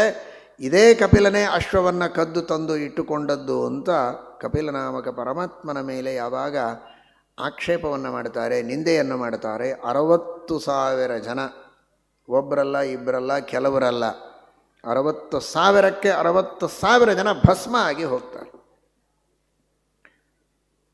ಕಾರಣ ಚೋರನಲ್ಲದ ಪರಮಾತ್ಮನನ್ನು ಚೋರ ಅಂತ ಒಂದು ಆಪಾದನೆಯನ್ನು ಮಾಡಿದ ಪಾಪದ ತಾಪದಿಂದ 60,000 ಜನ ಭಸ್ಮ ಆಗಿದ್ದಾರೆ. ನಾವು ಭಗವಂತನನ್ನೇನಾದರೂ ಕಳ್ಳ ಅಂತ ತಿಳಿದರೆ, ಕೃಷ್ಣನನ್ನು ಚೋರ ಅಂತ ತಿಳಿದರೆ, ಕಳ್ಳತನದ ನಾಟಕ ಮಾಡಿದ ಅಂತ ತಿಳಿಯುವುದು ಬೇರೆ, ನವನೀತ ಚೋರ ಅಂತಂತಾರೆ. ಆದರೆ ನಿಜವಾಗಿ ಭಗವಂತನನ್ನು ಕಳ್ಳ ಅಂತ ನಾವು ತಿಳಿದರೆ ಅದು ಘೋರವಾದ ಅನರ್ಥವನ್ನು ನಮಗೆ ನೀಡುತ್ತದೆ ಅಂತ ಈ ಕಥೆಯಿಂದ ನಾವು ತಿಳಿಯಬೇಕಾದದ್ದು. ಅಂದರೆ ಅಶ್ವ ಅಂದರೆ ಇದು ಕುದುರೆ, ಕುದುರೆ ಅಂದರೆ ಇಂದ್ರಿಯಗಳು. ಇಂದ್ರಿಯಾಣಿ ಹಯಾನಾಹುಹು ಅಂತ ಉಪನಿಷತ್ತು ಇಂದ್ರಿಯಗಳನ್ನು ಕುದುರೆ ಅಂತ ಕರೆದಿದೆ. ನಮ್ಮೆಲ್ಲರ ಇಂದ್ರಿಯಗಳನ್ನು ಸೃಷ್ಟಿ ಮಾಡಿದವನೇ ಪರಮಾತ್ಮ. ಅದಕ್ಕಾಗೇನೆ ಇಂದ್ರಿಯ ಅಂತ ಕರೀತಾರೆ ಅದನ್ನು. ಇಂದ್ರ ದತ್ತ, ಇಂದ್ರ ಅಂದರೆ ಪರಮೈಶ್ವರ್ಯದಿಂದ ಕೂಡಿದ ಪರಮಾತ್ಮ. ಅಂತಹ ಪರಮಾತ್ಮನಿಂದ ಕೊಡಲ್ಪಟ್ಟದ್ದು ಅನ್ನುವುದಕ್ಕೆ ಅದನ್ನು ಇಂದ್ರಿಯ ಅಂತ ಕರೆಯೋದು. ಇಂದ್ರ ದತ್ತ, ಇಂದ್ರ ಜುಷ್ಟ ಇತ್ಯಾದಿ ಅನೇಕ ಅರ್ಥಗಳಲ್ಲಿ ಆ ರೂಪದ ನಿಷ್ಪತ್ತಿಯನ್ನು ವ್ಯಾಕರಣದಲ್ಲಿ ಮಾಡ್ತಾರೆ. ಹಾಗಾಗಿ ನಿಜವಾದ ಇಂದ್ರ ಅಂದರೆ ಪರಮೇಶ್ವರ, ಪರಮಾತ್ಮ, ಅವನೇ ಕೊಟ್ಟದ್ದು. ಆ ಎಲ್ಲ ಇಂದ್ರಿಯಗಳ ಉಪಯೋಗ ಆ ಭಗವಂತನ ಸೇವೆಗೆ ಆಗಬೇಕು. ಹಾಗಾಗಿ ಕುದುರೆ ಇಂದ್ರಿಯ ಇದು ಕಪಿಲನಾಮಕ ಪರಮಾತ್ಮನ ಹತ್ತಿರ ಹೋಗಿದೆ. ಇದರರ್ಥ ನಮ್ಮೆಲ್ಲರ ಇಂದ್ರಿಯಗಳು ಆ ಭಗವಂತನ ಸೇವೆಗೆ ಮೀಸಲಾಗಿದ್ದಂತೆ. ಹಾಗಿದ್ದರೆ ಸಂತೋಷ ಪಡಬೇಕು. ನಮ್ಮ ಇಂದ್ರಿಯಗಳು ದೇವರ ಸೇವೆಯನ್ನು ಮಾಡ್ತಾ ಇವೆಯಲ್ಲ ಅಂತ ಅಸೂಯೆಪಟ್ಟು, ಅಯ್ಯೋ ನಾನು ಸುಮ್ಮನೆ ವ್ಯರ್ಥ ಕಾಲಹರಣ ಮಾಡ್ತಾ ಇದ್ದೇನೆ ದೇವರ ಸೇವೆ ಸೇವೆ ಅಂತ, ಇದೇ ಇಂದ್ರಿಯಗಳಿಂದ ಬೇರೆ ಏನಾದರೂ ಒಳ್ಳೆಯ ವಿಷಯ ಭೋಗಗಳನ್ನು ಮಾಡಿದರೆ ಎಷ್ಟು ಚೆನ್ನಾಗಿರುತ್ತೆ ಅಂತ ನಾವೇನಾದರೂ ಆಲೋಚನೆ ಮಾಡಿದರೆ ನಮ್ಮ ಜನ್ಮ ಪೂರ್ಣ ಹಾಳಾಗಿ ಹೋಗುತ್ತೆ ಎನ್ನುವುದು ಇದರೊಳಗಿನ ಆಂತರಿಕ ಸಂದೇಶ. ದೇವರ ಹತ್ತಿರ ಕುದುರೆ ಹೋಗಿದೆ ಅಂದರೆ ಸಂತೋಷ ಪಡಬೇಕು. ಇಂದ್ರಿಯಗಳು ದೇವರ ಸೇವೆ ಮಾಡ್ತವೆ ಅಂದರೆ ಸಂತೋಷ ಪಡಬೇಕಾಗಿತ್ತು. ಅವರೆಲ್ಲ ಭಸ್ಮ ಆಗಿದ್ದಾರೆ. ಭಾಗವತ ಹೇಳ್ತದೆ, ಕೆಲವರಂತಾರೆ ಆ ಕಪಿಲನಾಮಕ ಪರಮಾತ್ಮನ ಕೋಪದಿಂದ ಇವರೆಲ್ಲ ಸುಟ್ಟೋದರು ಅಂತ. ನ ಸಾಧುವಾದೋ ಮುನಿಕೋಪ ಭರ್ಜಿತಾ ನೃಪೇಂದ್ರ ಪುತ್ರ ಇತಿ ಸತ್ವಧಾಮನಿ ಕಥಂ ತಮೋ ರೋಷಮಯಂ ವಿಭಾವ್ಯತೆ ಜಗತ್ ಪವಿತ್ರಾತ್ಮನಿ ಖೇ ರಜೋ ಭುವಃ. ಪರಮಾತ್ಮನ ಕೋಪದಿಂದ ಸುಟ್ಟಿದ್ದಾರೆ ಅಂತನಬೇಡಿ. ದೇವರಿಗೆಲ್ಲಿಯ ಕೋಪ? ಸತ್ವರಜಸ್ತಮೋ ಗುಣಗಳನ್ನು ಮೀರಿ ನಿಂತಹ ಪರಮಾತ್ಮ. ತಮೋಗುಣವೇ ಇಲ್ಲ. ತಮೋಗುಣವನ್ನು ಮೀರಿ ನಿಂತವನಿಗೆ ಕೋಪ ಎಲ್ಲಿ? ಭೂಮಿಯ ಹೊಲಸು ಆಕಾಶದಲ್ಲಿರುವುದಕ್ಕೆ ಸಾಧ್ಯವೋ ಹಾಗೆ ತಮೋಗುಣದ ಕಾರ್ಯವಾದ ಕೋಪ ಗುಣಾತೀತನಾದ ಪರಮಾತ್ಮನಲ್ಲಿ ಇರುವುದಕ್ಕೆ ಸಾಧ್ಯ ಇಲ್ಲ. ಎಲ್ಲಿಯಾದರೂ ಪರಮಾತ್ಮ ಕೋಪ ತೋರಿಸ್ತಾನೆ ಅಂದರೆ ಯಾದವಾರ್ಯರು ವ್ಯಾಖ್ಯಾನ ಮಾಡ್ತಾರೆ, ಪರಮಾತ್ಮನಲ್ಲಿ ಕೋಪ ಅಂದರೆ ಪ್ರತೀಪ ಬುದ್ಧಿ, ಸಂತಾಪರೂಪವಾದ ಕ್ರೋಧ ಪರಮಾತ್ಮನಿಗಿಲ್ಲ. ದುರ್ಜನರಿಗೆ ಶಿಕ್ಷೆ ಕೊಡಬೇಕು ಅಂತ ಪರಮಾತ್ಮ ಏನೊಂದು ಸಂಕಲ್ಪ ಮಾಡ್ತಾನೆ, ಅದೇ ಕೋಪ. ಹೊರತು ಸಂತಾಪ ಪರಮಾತ್ಮನಿಗಿಲ್ಲ. ಕಪಿಲನ ಸಂತಾಪದಿಂದ ಇವರು ಸುಟ್ಟರು ಅಂತ ತಿಳಿದುಕೊಳ್ಳಬಾರದು ಅಂತ. ಈಚೆಗೆ ಸಗರ ಕುದುರೆಯೂ ಹೋಯಿತು, ಮಕ್ಕಳು ಹೋದರು, ಏನು ಮಾಡಬೇಕು ಅಂತ ಗೊತ್ತಾಗಲಿಲ್ಲ. ಇನ್ನೊಬ್ಬ ಮಗ ಅಸಮಂಜಸ. ಆ ಅಸಮಂಜಸ ಅವನು ಅಲ್ಲಿ ಇಲ್ಲಿ ಆಟ ಆಡುವಾಗ ಮಕ್ಕಳನ್ನು ತೆಗೆದುಕೊಂಡು ಹೋಗಿ ಆ ಅಯೋಧ್ಯೆಯಲ್ಲಿರುವ ಸರಯೂ ನದಿಯಲ್ಲಿ ಎಸೀತಾ ಇದ್ದ. ಪ್ರಜೆಗಳ ಮಕ್ಕಳನ್ನು. ರಾಜ ಅಂದ, ಇಂಥ ಮಗನನ್ನು ತಗೊಂಡು ಏನು ಮಾಡಬೇಕು? ನಾವು ಪ್ರಜಾಪಾಲಕರು, ಇವನು ಪ್ರಜಾಹಿಂಸಕ, ಇವನು ನನ್ನ ಮನೆಯಲ್ಲಿ ಇರೋದಕ್ಕೆ ಯೋಗ್ಯನಲ್ಲ ಅಂತ ಅವನನ್ನು ಮನೆ ಬಿಟ್ಟು ಹೊರಗೆ ಹಾಕಿಬಿಟ್ಟಿದ್ದಾನೆ. ಆದರೆ ಅವನು ಮಹಾಯೋಗಿ, ಅವನು ಮಹಾಜ್ಞಾನಿ. ಹೋಗುವಾಗ ತಾನು ಅರಣ್ಯಕ್ಕೆ ಎಷ್ಟೆಲ್ಲ ಮಕ್ಕಳನ್ನು ಸರಯುವಿನಲ್ಲಿ ಮುಳುಗಿಸಿ ಕೊಂದಿದ್ನೋ ಅವರೆಲ್ಲರನ್ನ ತಂದು ವಾಪಸ್ ಕೊಟ್ಟು ಹೋಗಿಬಿಟ್ಟ. ಸತ್ತವರನ್ನು ಬದುಕಿಸಿ ಆಶ್ಚರ್ಯ ಆಯಿತು. ಅಯ್ಯೋ, ನೀನು ಮಹಾಸಮರ್ಥ ತಪಸ್ವಿ ಮಹಾಯೋಗಿ, ನೀನು ಬಿಟ್ಟು ಹೋಗಬೇಡ, ನಮ್ಮ ಊರಲ್ಲೇ ಇರಬೇಕು, ಸತ್ತವ್ರನ್ನೆಲ್ಲ ಬದುಕಿಸ್ತಿ ಅಂದರೆ ಬಹಳ ಒಳ್ಳೆಯದಾಯಿತು, ಸ್ಮಶಾನವನ್ನೇ ತೆಗೆದು ಬಿಡ್ತೇವೆ, ಎಲ್ಲರನ್ನೂ ನಿನ್ನ ಹತ್ರ ಕಳಿಸ್ತೀವಿ ಇನ್ನು ಮೇಲೆ ಅಂತ. ಅದಕ್ಕೆ ನಾನು ಇರೋದಿಲ್ಲ ಅಂದ, ಹೊರಟೇ ಬಿಟ್ಟ. ಅವನ ಹೆಸರು ಅಸಮಂಜಸ ಅಂತ. ತಲೆ ಸರಿಯಿಲ್ಲ ಅನ್ನೋದಕ್ಕೆ ಅಸಮಂಜಸ ಅಂತ ಹೆಸರಿಟ್ಟಿದ್ರೆ ಅವನಿಗೆ. ಆದರೆ ನಿಜವಾಗಿಯೂ ಅವನು ಅಸಮಂಜಸ. ಅಕಾರವಾಚ್ಯನಾದ ಪರಮಾತ್ಮನಲ್ಲಿಯೇ ಅವನ ಮನಸ್ಸು ಸಮಂಜಸವಾಗಿ ಯಾವಾಗಲೂ ಧ್ಯಾನವನ್ನು ಮಾಡ್ತಾ ಇತ್ತು. ಲೋಕವ್ಯವಹಾರ ಬೇಡಾಗಿತ್ತು. ಹೋಗೋದಕ್ಕೆ ಬಿಡೋದಿಲ್ಲ ಅಂತ ಒಂದು ನೆಪ ಮಾಡಿದ ಅಷ್ಟೇ. ಇವನು ಹುಚ್ಚ ಅಂತ ಅನಿಸಿಕೊಂಡು ಮನೆಯಿಂದ ಹೊರಟು ಹೋಗಿದ್ದಾನೆ. ಆದರೆ ಮದುವೆಯಾಗಿತ್ತು. ಅವನ ಮಗ ಅಂಶುಮಾನ್, ಅವನು ಕಪಿಲನಾಮಕ ಪರಮಾತ್ಮನ ಹತ್ತಿರ ಬಂದು ಪ್ರಾರ್ಥನೆಯನ್ನು ಮಾಡ್ತಾನೆ. ನಮ್ಮ 60,000 ಜನ ನನ್ನ ಕಕ್ಕಂದಿರು, ಅವರೆಲ್ಲರನ್ನ ಉದ್ಧಾರ ಮಾಡಬೇಕು ಅಂತ. ಅವನು ಹೇಳಿದ, ಇಲ್ಲಿ ಕುದುರೆ ಇದೆ, ಬೇಕಾದರೆ ತೊಗೊಂಡು ಹೋಗು, ಯಜ್ಞ ಮಾಡು. ಬಂದು ನಮಸ್ಕಾರ ಮಾಡಿ ಕುದುರೆ ತೊಗೊಂಡು ಹೋಗಿದ್ದರೆ ನಾನು ಬೇಡ ಅಂತಿರಲಿಲ್ಲ. ಏನೋ ಗಲಾಟೆ ಮಾಡಿಕೊಂಡು ತಾವೇ ಸತ್ತೋದರು. ಅವರೆಲ್ಲರನ್ನ ಉದ್ಧಾರ ಮಾಡಬೇಕಲ್ಲ, ಏನು ಕುದುರೆ ತೆಗೆದುಕೊಂಡು ಹೋಗ್ತೇನೆ, ಯಜ್ಞ ಪೂರ್ಣವಾಗ್ತದೆ. ಆ 60,000 ಜನ ಪಿತೃಗಳ ಉದ್ಧಾರ ಆಗೋದು ಹೇಗೆ ಅಂತ. ಗಂಗೆಯನ್ನು ನೀನೇನಾದರೂ ಮೇಲೆಯಿಂದ ಕೆಳಗೆ ಕರೆದುಕೊಂಡು ಬಂದರೆ, ಗಂಗೆ, ಆ ಸ್ವರ್ಗದಲ್ಲಿರುವ ಗಂಗೆಯನ್ನು ಭೂಲೋಕಕ್ಕೆ ಕರೆದುಕೊಂಡು ಬಂದು ಗಂಗೆ ಇವರ ಮೇಲೆ ಹರಿದು ಹೋದರೆ ಇವರ ಉದ್ಧಾರ, ಇಲ್ಲದೇ ಇದ್ದರೆ ಉದ್ಧಾರ ಇಲ್ಲ ಅಂತ ಕಪಿಲನಾಮಕ ಪರಮಾತ್ಮ ಹೇಳಿದ್ದಾನೆ. ನೋಡಿ, ಕಪಾಯಾದ್ ಗುಣೇಶಃ ಕಪಿಲ ಕರ್ಮಬಂಧಾತ್. ಕರ್ಮಬಂಧನದಿಂದ ಮೋಚನೆ ಮಾಡಬೇಕಾದವನು ಕಪಿಲ. ನಮ್ಮೆಲ್ಲರ ಪಾಪ ಕರ್ಮಗಳ ಬಂಧನದಿಂದ ನಮ್ಮನ್ನು ಮೋಚನೆ ಮಾಡಿ ಉದ್ಧಾರ ಮಾಡುವುದಕ್ಕೆ ಒಂದು ಶ್ರೇಷ್ಠವಾದ ಉಪಾಯ ಅದು ಗಂಗೆ ಅನ್ನೋದಕ್ಕಾಗಿ ಆ ಕರ್ಮಬಂಧ ಮೋಚಕನಾದ ಕಪಿಲನೇ ಆದೇಶ ಮಾಡಿ ಸ್ವರ್ಗದ ಗಂಗೆಯನ್ನು ಭೂಮಿಗೆ ಇಳಿಯುವಂತೆ ಮಾಡಿದ್ದಾನೆ ಮಹಾನುಭಾವ ಪರಮಾತ್ಮ. ಗಂಗೆಯನ್ನು ತಾನೇ ತನ್ನ ಕಾಲಿನಿಂದ ತ್ರಿವಿಕ್ರಮ ರೂಪದಲ್ಲಿ ಸೃಷ್ಟಿ ಮಾಡಿದರೆ ಕಪಿಲ ರೂಪದಿಂದ ಆದೇಶ ಮಾಡಿ ಅದು ಹರಿಯುವಂತೆ ಮಾಡಿದ್ದಾನೆ ಭೂಮಿಗೆ. ಆದರೆ ಅಂಶುಮಾನ್ ತಪಸ್ಸು ಮಾಡಿದ, ಅವನಿಂದ ಆಗಲಿಲ್ಲ. ದಿಲೀಪ ಅವನ ಮಗ, ಆಗಲಿಲ್ಲ. ಅವನ ಮಗ ಭಗೀರಥ ಮಹಾಪ್ರಯತ್ನವನ್ನು ಮಾಡಿ ತಪಸ್ಸು ಮಾಡಿ ಗಂಗೆಯನ್ನು ಸಾಕ್ಷಾತ್ಕಾರ ಮಾಡಿಕೊಂಡಿದ್ದಾನೆ. ಗಂಗೆ ಬರುವುದಕ್ಕೆ ಒಪ್ಪಿದ್ದಾಳೆ. 2 ಕೇಳಿದ್ದಾಳೆ. 1, ಎಲ್ಲರೂ ನಾನು ಸ್ವರ್ಗದೊಳಗೆ ಇದ್ದೆ, ಪುಣ್ಯವಂತರೇ ಇದ್ದರೂ ಸಮಸ್ಯೆ ಇರಲಿಲ್ಲ. ಇಲ್ಲಿ ಮಹಾಪಾಪಿಗಳು ಭೂಮಿಯಲ್ಲಿದ್ದ ಜನ, ಅವರೆಲ್ಲ ನನ್ನಲ್ಲಿ ಬಂದು ಪಾಪ ಬಿಟ್ಟರೆ ನನ್ನ ಪಾಪ ಪರಿಹಾರ ಆಗೋದು ಹೇಗೆ, ಅದಕ್ಕೊಂದು ನೀನು ಉಪಾಯ ಹೇಳಬೇಕು. 2ನೇದ್ದು, ನನ್ನ ವೇಗ ರಭಸ ಅದು ಬಹಳ. ಆ ರಭಸವನ್ನು ಭೂಮಿಗೆ ತಡೆಯೋದಕ್ಕಾಗೋದಿಲ್ಲ. ಮಧ್ಯದಲ್ಲಿ ಯಾರಾದರೂ ಅದನ್ನು ತಡೆದು ನಿಧಾನವಾಗಿ ಬಿಡಬೇಕು. ಅಂಥವರು ಯಾರು? ಇದೆರಡಕ್ಕೆ ಉತ್ತರ ಕೊಡು ಅಂತ. 1ನೇ ಪ್ರಶ್ನೆಗೆ ಮೊದಲು ಉತ್ತರ ಕೊಟ್ಟುಬಿಟ್ಟ. ಯಾರು ಭಗವದ್ಭಕ್ತರೋ ಜ್ಞಾನಿಗಳೋ ತೀರ್ಥೀಕುರುವಂತೆ ತೀರ್ಥಾನಿ ಸ್ವಾತ್ಮಸ್ಥೇನ ಗದಾಭೃತ, ಹೃದಯದಲ್ಲಿ ಭಗವಂತನನ್ನು ಹೊತ್ತವರು, ಅಂಥವರು ನಿನ್ನಲ್ಲಿ ಸ್ನಾನ ಮಾಡಿದರೆ ನಿನ್ನ ಪಾಪಗಳ ಪರಿಹಾರ ಆಗಿಬಿಡುತ್ತದೆ, ನಿನಗೇನು ಪಾಪದ ಲೇಪ ಇರೋದಿಲ್ಲ. ಸರಿ, 1 ಪ್ರಶ್ನೆಗೆ ಉತ್ತರ ಆಯಿತು. ನನ್ನ ವೇಗವನ್ನು ತಡೆಯುವವರು ಯಾರು ಅಂತ ರುದ್ರದೇವರು ಅಂತ ಹೇಳ್ತಾನೆ. ಹಾಗಾದರೆ ರುದ್ರದೇವರನ್ನು ಕುರಿತು ಮತ್ತು ತಪಸ್ಸು ಮಾಡಿ ಅವರನ್ನು ಒಲಿಸಿಕೊಂಡು ಗಂಗೆಯನ್ನು ಅವತಾರ ಮಾಡುವುದಕ್ಕೆ ಪ್ರಾರ್ಥನೆ ಮಾಡಿದ್ದಾನೆ. ಅತೀ ರಭಸದಿಂದ ಗಂಗೆ ಬಂದಿದ್ದಾಳೆ. ಸ್ವಲ್ಪ ಅಹಂಕಾರ ಬಂತು ಅಂತಂತಾರೆ ಗಂಗೆಗೆ. ನನ್ನ ರಭಸವನ್ನು ತಡೆಯುವ ಶಕ್ತಿ ರುದ್ರದೇವರಿಗಾದರೂ ಇದೆಯಾ ಅಂತ. ಅಂತಹ ಸಮರ್ಥರು ಮಹಾನುಭಾವರು ರುದ್ರದೇವರು. ಅಹಂಕಾರ ತತ್ವಾಭಿಮಾನಿಗಳು, ಇಡೀ ಜಗತ್ತನ್ನು ವ್ಯಾಪಿಸಿದವರು. ಪಂಚಭೂತಾತ್ಮಕವಾದ ಈ ಜಗತ್ತಿನಲ್ಲಿ ತುಂಬಿ ನಿಂತ ಆ ರುದ್ರದೇವರಿಗೆ ಈ ಗಂಗೆಯನ್ನು ಶಿರಸಾಧಾರಣೆ ಮಾಡೋದೇನು ಬಹಳ ದೊಡ್ಡ ಕೆಲಸ ಅಲ್ಲ. 1 ಹನಿ ಕೆಳಗೆ ಬೀಳದೇ ಇರೋ ಹಾಗೆ ಧಾರಣೆ ಮಾಡಿದ್ದಾರೆ ರುದ್ರದೇವರು. ಸುರಧುನಿ ಕಪರ್ದೋಧಿರುರುಹೇ, ಅವರ ಕಪರ್ದವನ್ನು ಏರಿ ಕುಳಿತಿದ್ದಾಳೆ. ಮತ್ತೆ ಪುನಃ ತಪಸ್ಸು ಮಾಡಿ ರುದ್ರದೇವರನ್ನು ಒಲಿಸಿಕೊಂಡಾಗ ಅವಳನ್ನು ಕೆಳಗೆ ಬಿಟ್ಟಿದ್ದಾರೆ. ರುದ್ರದೇವರ ಜಟೆಯಿಂದ ಹರಿದು ಕೆಳಗೆ ಬರ್ತಾ ಇದ್ದಾಳೆ. ಆ ಗಂಗೆಯ ಸಂಗ ಇವರ ಭಸ್ಮಕ್ಕೆ ಆಗಿದೆ. ಭಸ್ಮೀಭೂತಾಂಗ ಸಂಗೇನ ಸ್ವರ್ಯಾತಾಹ ಸಗರಾತ್ಮಜಾಹ ಕಿಂ ಪುನಃ ಶ್ರದ್ಧಯಾ ದೇವೀಂ ಏ ಸೇವಂತೆ ಧೃತವ್ರತಾಹ ಅಂತಾರೆ ಶುಕಾಚಾರ್ಯರು. ಭಕ್ತಿಯಿಂದ ಸ್ನಾನ ಮಾಡಿದ್ದಲ್ಲ, ಅವರು ಸ್ನಾನ ಮಾಡಿಲ್ಲ, ಅವರ ಅಸ್ಥಿಗಳನ್ನೂ ಹಾಕಿಲ್ಲ, ಎಲ್ಲ ಭಸ್ಮ ಆಗಿ ಬೂದಿಯಾಗಿ ಬಿದ್ದಿದೆ, ಏನೇನೂ ಅವಶೇಷ ಸಿಕ್ಕಿಲ್ಲ. ಅಂತಹ ಭಸ್ಮಕ್ಕೆ ಗಂಗೆಯ ಸಂಗ ಆದದ್ದಕ್ಕೆ ಆ ಎಲ್ಲ 60,000 ಜನ ಸಗರನ ಮಕ್ಕಳಿಗೆ ಸ್ವರ್ಗ ಆಗಿದೆ, ಉತ್ತಮವಾದಂತಹ ಲೋಕಪ್ರಾಪ್ತಿಯಾಗಿದೆ. ಅಂದರೆ ಬದುಕಿದಾಗ ಭಕ್ತಿಯಿಂದ ಶ್ರದ್ಧೆಯಿಂದ ಅನುಸಂಧಾನಪೂರ್ವಕವಾಗಿ ಗಂಗೆಯಲ್ಲಿ ಮಿಂದರೆ ಇನ್ನೆಂತಹ ಮಹಾ ಸೌಭಾಗ್ಯ ಸಿಗಲಿಕ್ಕಿಲ್ಲ ಅಂತ ಆಲೋಚನೆ ಮಾಡಿ ಅಂತ ಶುಕಾಚಾರ್ಯರು ಹೇಳ್ತಾರೆ. ಆ ಭಕ್ತಿ ಶ್ರದ್ಧೆಗಳಿಂದ ಗಂಗೆಯಲ್ಲಿ ಸ್ನಾನ ಮಾಡಬೇಕು. ಗಂಗೆಯಲ್ಲಿ ಸ್ನಾನ ಮಾಡುವುದು ಮಾತ್ರ ಅಲ್ಲ, ಮನೆಯಲ್ಲಿ ಸ್ನಾನ ಮಾಡುವಾಗಲೂ ಗಂಗೆಯ ಸ್ಮರಣೆಯನ್ನು ಅಷ್ಟು ಭಕ್ತಿಯಿಂದ ಮಾಡಬೇಕು.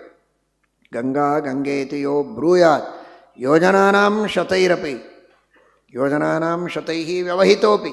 100 ಯೋಜನೆಗಳ ದೂರದಲ್ಲಿದ್ದ ವ್ಯಕ್ತಿಯೂ ಕೂಡ ಭಕ್ತಿಯಿಂದ ಗಂಗೆಯ ಸ್ಮರಣೆ ಮಾಡಿದರೆ ಅವನ ಪಾಪಗಳ ಪರಿಹಾರ ಆಗ್ತದೆ ಎಂಬುದಾಗಿ ಶಾಸ್ತ್ರದಲ್ಲಿ ತಿಳಿಸಿಕೊಟ್ಟಿದ್ದಾರೆ. ಆ ರೀತಿ ಗಂಗಾ ಸ್ಮರಣವನ್ನು ಮಾಡಬೇಕು. ಬೋಲೋ ಗಂಗಾಮಯ ಕೀ, ಕಪಿಲನಾಮಕ ಭಗವಾನ ಕೀ.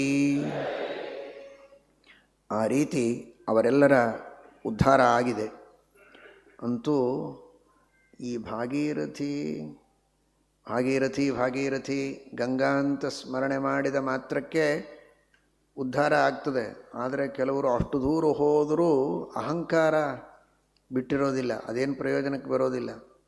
ಬೇಕಾದಷ್ಟು ದುಡ್ಡಿದೆ, ಏನೋ ವಿಮಾನದಲ್ಲಿ ಕೆಲವರು ಹೋಗ್ತಾರೆ, ಬೇರೆ ಬೇರೆ ರೀತಿಯಿಂದ ಹೋಗ್ತಾರೆ, ಸ್ವಂತ ವಾಹನಗಳಲ್ಲಿ ಹೋಗ್ತಾರೆ. ಯಾಕೆಂದರೆ ದುಡ್ಡಿದೆ. ಆ ಅಹಂಕಾರದೊಳಗೆ ನಾನು ಏನು ಬೇಕಾದ್ದು ಮಾಡಿಬಿಡ್ತೀನಿ, ನಿಮಗೆ ಎಷ್ಟು ಬೇಕು ಹೇಳಿ ದುಡ್ಡು ಕೊಡ್ತೇನೆ, ಪುರೋಹಿತರಿಗೆ ಯಾತ್ರಾ ವ್ಯವಸ್ಥೆ ಮಾಡೋರಿಗೆ ಏನು ಬೇಕೋ ಹೇಳಿ ಕೊಡ್ತೇನೆ ಅಂತ. ದುಡ್ಡಿದೆ ಅಂತ ಯಾತ್ರೆ ಮಾಡಿದರೆ ಭಾಗೀರಥಿ ಅನುಗ್ರಹ ಮಾಡೋದಿಲ್ಲ. ಮತ್ತು ಯಾವಾಗ ಮಾಡ್ತಾಳೆ ಭಾಗೀರಥಿ ಅನುಗ್ರಹ ಅಂದರೆ? ಭಾಗೀರಥಿ ಅಂದರೆ ಭಾಗೀರಥಿ ಅನುಗ್ರಹ ಮಾಡುತ್ತೆ.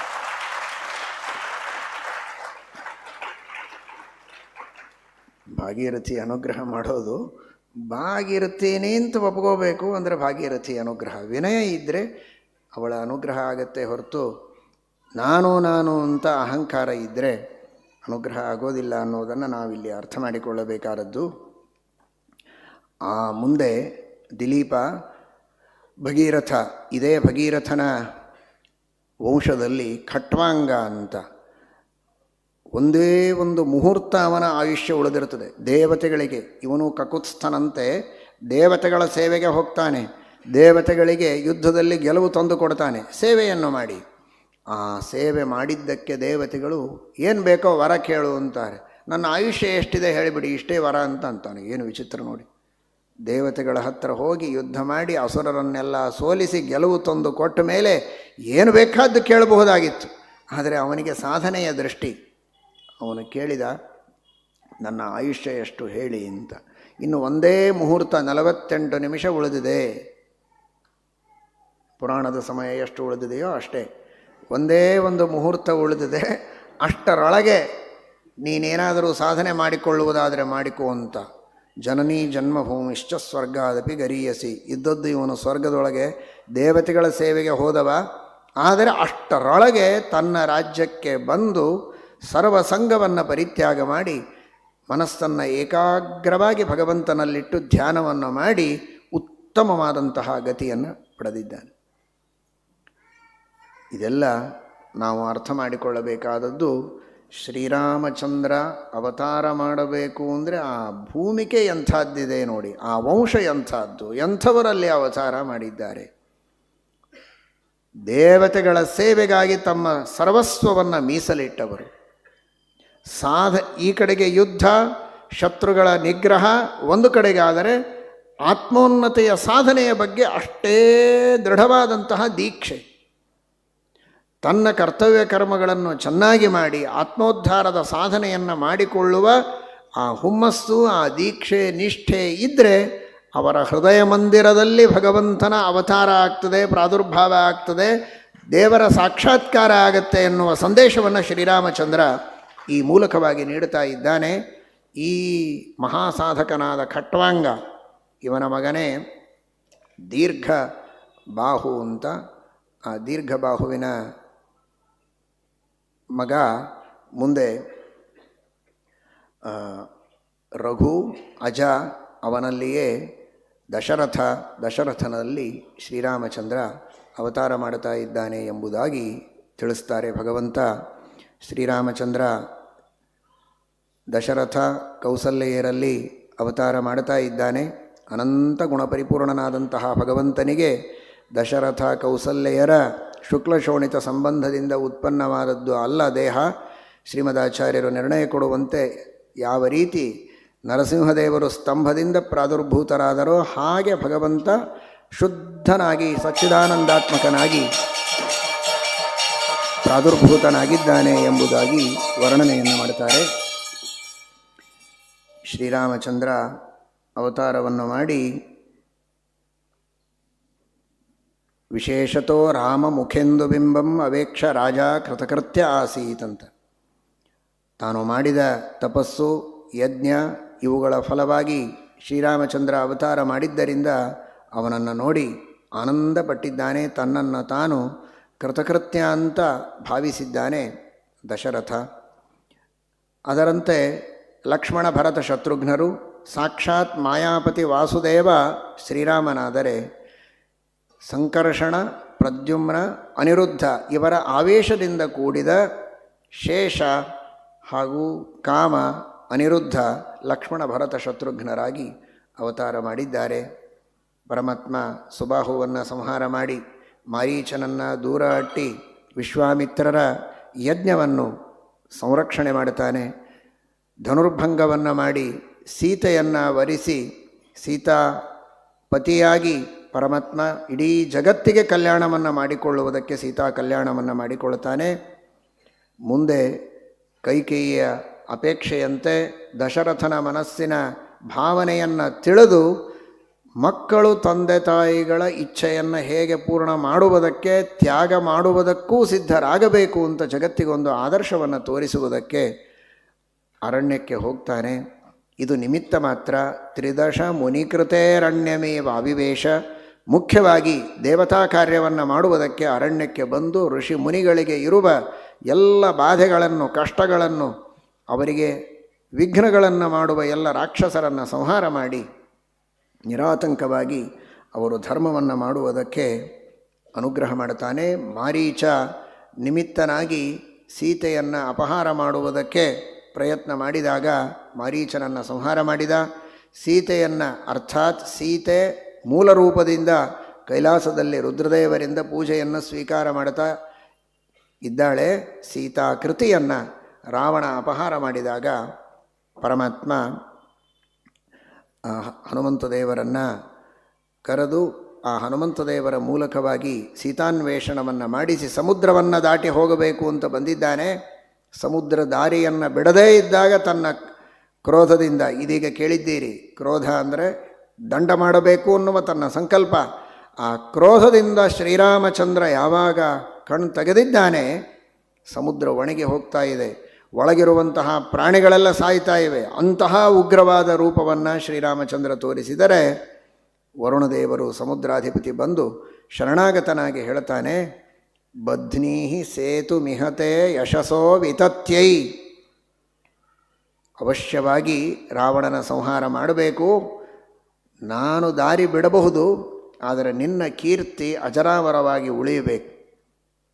ಸಮುದ್ರ ಮಧ್ಯದಲ್ಲಿ ಸೇತುವೆಯನ್ನು ಕಟ್ಟಿ ಸಮುದ್ರವನ್ನು ದಾಟಿ ಹೋಗಿ ಲಂಕೆಯಲ್ಲಿರುವ ರಾವಣನನ್ನು ಸಂಹಾರ ಮಾಡಿ ಬಂದ ಅಂತ ಮುಂದೆ ಬರುವ ಎಲ್ಲ ರಾಮಭಕ್ತರು ನಿನ್ನ ಸ್ಮರಣೆ ಮಾಡಬೇಕು, ನಿನ್ನ ವಿಶೇಷವಾದಂತಹ ಅನುಗ್ರಹಕ್ಕೆ ಪಾತ್ರರಾಗಬೇಕು. ನೀನು ಕಣ್ಣು ಮುಚ್ಚಿ ಕಣ್ಣು ತೆಗೆಯೋದರೊಳಗೆ ರಾವಣನ ಸಂಹಾರ ಮಾಡಬಹುದು ಇಚ್ಛಾ ಮಾತ್ರದಿಂದ, ಆದರೆ ಅದರಿಂದ ಮುಂದೆ ಬರುವ ಜನರಿಗೆ ನಿನ್ನ ಕೀರ್ತಿ ಗೊತ್ತಾಗೋದಿಲ್ಲ. ಅದಕ್ಕಾಗಿ ತ್ರೈಲೋಕ್ಯ ರಾವಣ ಅವಾಪ್ನುಹಿ ವೀರಪತ್ನೀಂ, ಅವಶ್ಯವಾಗಿ ನಿನ್ನ ಮಡದಿಯನ್ನು ಪಡೆಯಬಹುದು, ರಾವಣನನ್ನು ಸಂಹಾರ ಮಾಡು, ಆದರೆ ಸಮುದ್ರದಲ್ಲಿ ಸೇತುವೆಯನ್ನು ಕಟ್ಟಬೇಕು ಅಂತ ಪ್ರಾರ್ಥನೆ ಮಾಡಿದ್ದಕ್ಕೆ ತಕ್ಕಂತೆ ಸೇತುವೆಯನ್ನು ಕಟ್ಟಿ ಲಂಕೆಗೆ ಹೋಗಿ ರಾವಣ ಕುಂಭಕರ್ಣರನ್ನು ಸಂಹಾರ ಮಾಡಿ ಸೀತಾದೇವಿಯನ್ನು ಮೂಲ ಸೀತೆಯನ್ನು ಕೈಲಾಸದಿಂದ ಕರೆಸಿದ್ದಾನೆ. ಸೀತಾಕೃತಿಯನ್ನು ಅಗ್ನಿಯಿಂದ ಸಮರ್ಪಿತವಾದದ್ದನ್ನು ಪುನಃ ಅಗ್ನಿಗೆ ಒಪ್ಪಿಸಿ ಪರಮಾತ್ಮ ಆ ಸೀತಾ ಸಮೇತನಾಗಿ ಬಂದು ಪಟ್ಟಾಭಿಷಿಕ್ತನಾಗಿದ್ದಾನೆ ಎಂಬುದಾಗಿ ತಿಳಿಸ್ತಾರೆ. ಮಧುರ ಎಂಬ ಪಟ್ಟಣವನ್ನು ಶತ್ರುಘ್ನನಿಂದ ನಿರ್ಮಾಣ ಮಾಡಿಸ್ತಾನೆ. ಭರತ ಸಾವಿರಾರು ಕೋಟಿ ಸಂಖ್ಯೆಯಲ್ಲಿರುವಂತಹ ಆಸುರ ಗಂಧರ್ವರನ್ನು ಸಂಹಾರ ಮಾಡುತ್ತಾನೆ. ಹೀಗೆ ತನ್ನ ತಮ್ಮಂದಿರಿಂದಲೂ ಮಹಾಪರಾಕ್ರಮವನ್ನು ಭಗವಂತ ಮಾಡಿಸಿ ಎಲ್ಲರಿಗೆ ಸೀತಾದೇವಿಯ ಮೇಲೆ ಇರುವ ಮಾಂಗಲ್ಯವನ್ನು ಬಿಟ್ಟರೆ ಎಲ್ಲವನ್ನೂ ದಾನ ಮಾಡ್ತಾನೆ ಪರಮಾತ್ಮ. ತಾನು ಅಶ್ವಮೇಧ ಯಾಗವನ್ನು ಮಾಡಿ ಪುನಃ ಅದನ್ನು ಎಲ್ಲರೂ ರಾಮನಿಗೆ ಅರ್ಪಣೆಯನ್ನು ಮಾಡ್ತಾರೆ. ಹೀಗೆ ಭಗವಂತ ಅತ್ಯದ್ಭುತವಾದ ರಾಜ್ಯವನ್ನು, ರಾಮರಾಜ್ಯ ಅಂತ ಪ್ರಸಿದ್ಧವಾದದ್ದು, ಯಾರೂ ವಿಧವೆಯರಿಲ್ಲ, ವಿಧುರರಿಲ್ಲ, ರೋಗಿಗಳಿಲ್ಲ, ಅಲ್ಪಾಯುಷಿಗಳಿಲ್ಲ, ಹೊಟ್ಟೆ ಬಟ್ಟೆಗೆ ಕೊರತೆ ಇಲ್ಲ, ದುರ್ಭಿಕ್ಷೆ ಇಲ್ಲ, ಎಲ್ಲ ಕಡೆಗೂ ಸುಭಿಕ್ಷೆ, ಎಲ್ಲರೂ ಸಮೃದ್ಧವಾದ ರೀತಿಯಲ್ಲಿ ಸುಖವನ್ನು ಅನುಭವಿಸುವ ಹಾಗೆ ರಾಜ್ಯವನ್ನು ಆಳಿ ಲವಕುಶರಿಗೆ, ಸಾಕ್ಷಾತ್ ಇಂದ್ರದೇವರೇ ಕುಶ, ಅಗ್ನಿಯೇ ಲವ, ಆ ರೀತಿ ಲವಕುಶರನ್ನು ನಿರ್ಮಾಣ ಮಾಡಿ ಪರಮಾತ್ಮ ಅವರ ಮೂಲಕ ತನ್ನ ವಂಶವನ್ನು, ಈ ಸೂರ್ಯವಂಶವನ್ನು ಮುಂದುವರಿಸ್ತಾನೆ. ಸುಮಿತ್ರ ಅನ್ನುವ ರಾಜನವರೆಗೆ ಈ ಸೂರ್ಯವಂಶ ಹೀಗೆ ಮುಂದುವರಿಯುತ್ತೆ ಎಂಬುದಾಗಿ ತಿಳಿಸಿಕೊಟ್ಟಿದ್ದಾರೆ. ಇಕ್ಷ್ವಾಕುವಿನ ಇನ್ನೊಬ್ಬ ಮಗ ನಿಮಿ, ವೈವಸ್ವತ ಮನುವಿಗೆ ಇನ್ನೊಬ್ಬ ನಿಮಿ ದಂಡಕ ಅಂತ, ಆ ನಿಮಿರಾಜನ ಕಥೆಯನ್ನು ಹೇಳ್ತಾರೆ. ನಿಮಿ ವಸಿಷ್ಠರಿಗೆ ಯಜ್ಞಕ್ಕೆ ಕರೀತಾನೆ. ವಸಿಷ್ಠರು ಇನ್ನೊಂದು ಕಡೆಗೆ ಪೌರೋಹಿತ್ಯ ಇದೆ, ನನಗೆ ಯಜ್ಞಕ್ಕೆ ಬರೋದಕ್ಕಾಗೋದಿಲ್ಲ ಅಂತ ಹೇಳಿದರೆ ಬೇರೆ ಪುರೋಹಿತರನ್ನು ಕರೆಸಿ ಯಜ್ಞ ಮಾಡ್ತೇನೆ ಅಂತಾನೆ. ವಸಿಷ್ಠರಿಗೆ ಗೊತ್ತಾಗ್ತದೆ ಬಂದ ಮೇಲೆ, ನಾನು ಪುರೋಹಿತನಿರುವಾಗ ನನಗೆ ತಿರಸ್ಕಾರ ಮಾಡಿ ಇನ್ನೊಬ್ಬ ಪುರೋಹಿತನನ್ನು ಕರೆದು ಮಾಡಿಸುವ ಅವಶ್ಯಕತೆ ಏನಿತ್ತು, ನಾನು ಬಂದ ಮೇಲೆ ಮಾಡಿಸ್ತೀನಿ ಅಂತ ಹೇಳಿದ್ನೆಲ್ಲ, ನನ್ನ ಆಜ್ಞೆಯನ್ನು ಉಲ್ಲಂಘನೆ ಮಾಡಿದ್ದಿ, ಮೃತನಾಗು ಅಂತ ಶಾಪ ಕೊಟ್ಟಿದ್ದಾರೆ. ಸತ್ತೋದ. ಆದರೆ ಸಾಯೋ ಮೊದಲು, ನಾನೇನಂಥ ದೊಡ್ಡ ತಪ್ಪು ಮಾಡದೇ ಇರುವಾಗ ನನಗೆ ಸಾಯಿ ಅಂತ ಶಾಪ ಕೊಟ್ರಲ್ಲ, ನೀವು ಸತ್ತೋಗ್ರಿ ಅಂತ ಅವು ಶಾಪ ಕೊಟ್ಟರು. ಏಕಕಾಲಕ್ಕೆ ನಿಮಿ ವಸಿಷ್ಠರು ಇಬ್ಬರೂ ಮೃತರಾಗಿದ್ದಾರೆ. ಆಗ ಪುನಃ ದೇವತೆಗಳು, ಇವನು ಉತ್ತಮ ಭಗವದ್ಭಕ್ತ, ಬದುಕಬೇಕು, ಮತ್ತೆ ಮುಂದೆ ಯಜ್ಞಯಾಗಾದಿಗಳನ್ನು ಮಾಡಿ ಸಾಧನೆಯನ್ನು ಮಾಡಲಿ ಎನ್ನುವ ದೃಷ್ಟಿಯಲ್ಲಿ ಆ ನಿಮಿಯನ್ನು ಕರೆದರೆ, ಈ ನಿಮಿ ಅಂತಾನೆ, ನಾನೇನು ಮತ್ತೆ ಬರೋದಿಲ್ಲ, ಆಯಿತು, ನನ್ನ ಕರ್ಮ ಮುಗಿಯಿತು, ಈ ಶರೀರದಲ್ಲಿ ಬರಬೇಕು ಅಂತ ನನಗೇನು ಅಪೇಕ್ಷೆ ಇಲ್ಲ ಅಂತ. ವಸಿಷ್ಠರು ಮಾತ್ರ ಮತ್ತೆ ಮಿತ್ರಾವರುಣರಿಂದ ಹುಟ್ಟಿ ಬಂದಿದ್ದಾರೆ. ಬ್ರಹ್ಮದೇವರಿಂದ ಹುಟ್ಟಿದ ವಸಿಷ್ಠರು ಪುನಃ ಮಿತ್ರಾವರುಣರಲ್ಲಿ ಹುಟ್ಟಿ, ಅವರಿಂದ ಹುಟ್ಟಿ ಬಂದು ಮೈತ್ರಾವರುಣಿರು ವಸಿಷ್ಠ ಅಂತ ಪ್ರಸಿದ್ಧರಾಗ್ತಾರೆ. ಇವನು ಮಾತ್ರ ಹುಟ್ಟಲಿಕ್ಕೆ ಅಪೇಕ್ಷೆ ಪಡದೇ ಇದ್ದಾಗ ಎಲ್ಲರ ನಿಮೇಷದಲ್ಲಿ ಇವನು ಸನ್ನಿಹಿತನಾಗಿರ್ತಾನೆ ಅನ್ನುವುದಕ್ಕಾಗಿಯೇ ನಿಮೇಷ ಅಂತಾರದಕ್ಕೆ. ನಿಮಿಹಿ ಸೀದತಿ ಅತ್ರ, ಆದ್ದರಿಂದಲೇ ಅದು ನಿಮೇಷ. ನಾವೆಲ್ಲ ರೆಪ್ಪೆ ಬಡಿತೇವಲ್ಲ, ಅಲ್ಲಿ ಆ ನಿಮಿರಾಜನ ಸನ್ನಿಧಾನ ಇದೆ ಅಂತ ಹೇಳ್ತಾರೆ.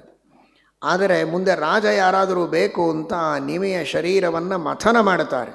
ಮಥನ ಮಾಡಿದಾಗ ಹುಟ್ಟಿದವನೇ ಮಿಥಿಲ, ಮಥನಾನ್ ಮಿಥಿಲೋ ಜಾತಃ ಅಂತ, ತೃತೀಯ ಅತಿಶಯೇ. ಮಥನ ಮಾಡಿದಾಗ ಹುಟ್ಟಿದ ಅನ್ನುವುದಕ್ಕೆ ಅವನಿಗೆ ಮಿಥಿಲ ಅಂತ. ಇವನು ದೇಹ ಕಳೆದುಕೊಂಡ ಮೇಲೆ ಹುಟ್ಟಿದ ಅನ್ನುವುದಕ್ಕೆ ಅವನಿಗೆ ವಿದೇಹ ಅಂತೂ ಹೆಸರು ಬರ್ತದೆ. ವಿದೇಹನಿಂದ ಹುಟ್ಟಿದ್ದರಿಂದ ವೈದೇಹ ಅಂತೂ ಹೆಸರು ಬರ್ತದೆ. ವಿಚಿತ್ರವಾದ ರೀತಿಯಲ್ಲಿ ಹುಟ್ಟಿದ ಅಂತೆ ಜನನ ಜನಕ ಅಂತ 3 ಹೆಸರು. ವಿಚಿತ್ರ ರೀತಿಯಲ್ಲಿ ಹುಟ್ಟಿದ ಜನಕ, ದೇಹ ಇಲ್ಲದ ಅಪ್ಪನಿಂದ ಹುಟ್ಟಿದ ಆದ್ದರಿಂದ ವೈದೇಹ, ಮಥನ ಮಾಡಿದಾಗ ಹುಟ್ಟಿದ ಅನ್ನುವುದಕ್ಕೆ ಮಿಥಿಲ ಅಂತ. ಇವನ ವಂಶದಲ್ಲಿ ಕ್ಷೀರಧ್ವಜ ಅಂತ ಬರ್ತಾನೆ. ಅಲ್ಲಿ ಅವತಾರ ಮಾಡಿದವಳೆ ಸಾಕ್ಷಾನ್ ಮಹಾಲಕ್ಷ್ಮಿ ಸೀತಾದೇವಿ. ಅಂತಹ ಸೀತಾದೇವಿಯನ್ನೇ ಶ್ರೀರಾಮಚಂದ್ರ ದೇವರು ವರ್ಣನೆ ಮಾಡಿ ವಿವಾಹವನ್ನು ಮಾಡಿಕೊಂಡದ್ದು ಎಂಬುದಾಗಿ ತಿಳಿಸ್ತಾರೆ. ಈ ರೀತಿ ಇಕ್ಷ್ವಾಕು ವಂಶವನ್ನು ತಿಳಿಸ್ತಾರೆ. ಇದೇ ರೀತಿ ಚಂದ್ರವಂಶದ ಬಗ್ಗೆ ಹೇಳ್ತಾರೆ. ಬ್ರಹ್ಮದೇವರಿಂದ ಅತ್ರಿ ಋಷಿಗಳ ಕಣ್ಣಿನಿಂದ ಚಂದ್ರ, ಚಂದ್ರನ ಮಗನೇ ಬುಧ. ಹಿಂದೆ ಕೇಳಿದ್ದೀರಿ, ಇಕ್ಷ್ವಾಕುವಿನ ಮಗ ಸುದ್ಯುಮ್ನ ಅವನು ಹೆಣ್ಣಾದ ಅಂತ. ರುದ್ರದೇವರ ಪ್ರದೇಶಕ್ಕೆ ಇಲಾವೃತ ಖಂಡಕ್ಕೆ ಹೋದದ್ದರಿಂದ ಅವನು ಹೆಣ್ಣಾಗಿದ್ದ, ಇಲಾ ಅಂತ. ಅವನು ಇಲಾ ಆದ ಸಂದರ್ಭದೊಳಗೆ, ಹೆಣ್ಣಾದ ಸಂದರ್ಭದೊಳಗೆ ಅಲ್ಲಿ ಬುಧನಿಂದ ಪುರೂರವಸ್ ಎಂಬಂತಹ ಮಗ ಹುಟ್ಟುತ್ತಾನೆ. ಅವನು ಗಂಡು ನಿಜವಾಗಿ ಸುದ್ಯುಮ್ನ. ಹೆಣ್ಣಾದ ಅವಸ್ಥೆಯಲ್ಲಿ ಬುಧನಿಂದ ಗರ್ಭಧಾರಣೆಯನ್ನು ಮಾಡಿ ಪುರೂರವಸ್ ಎಂಬ ರಾಜನಿಗೆ ಜನ್ಮವನ್ನು ಕೊಡ್ತಾನೆ.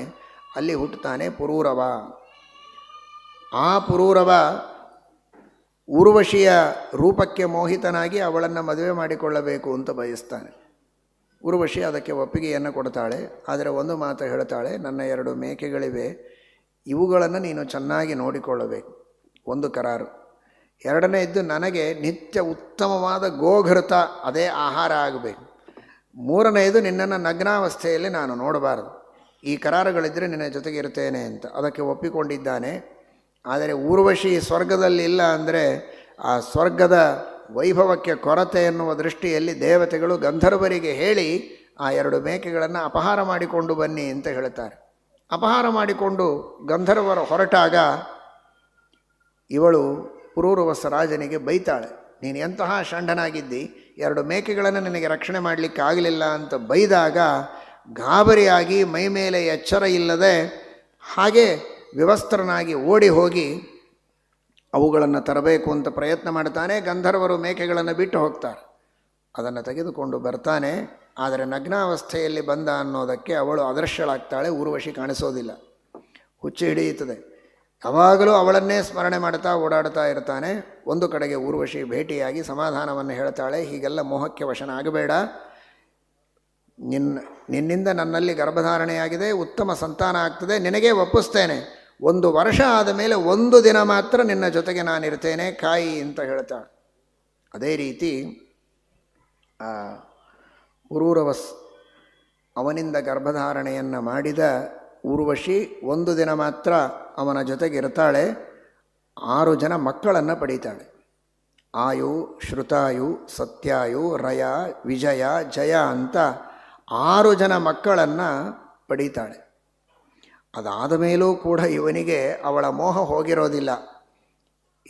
ಏನಾದರೂ ಮಾಡಿ ಊರ್ವಶಿಯನ್ನು ಪಡೆಯಬೇಕು ಅಂತ ಒಂದು ಅಗ್ನಿಪಾತ್ರೆಯನ್ನು ಕೊಡ್ತಾಳೆ. ಅಗ್ನಿಸ್ಥಾಲಿ ಇವನ ಕೈಯಲ್ಲಿ ಕೊಟ್ಟು ಬಿಡ್ತಾಳೆ.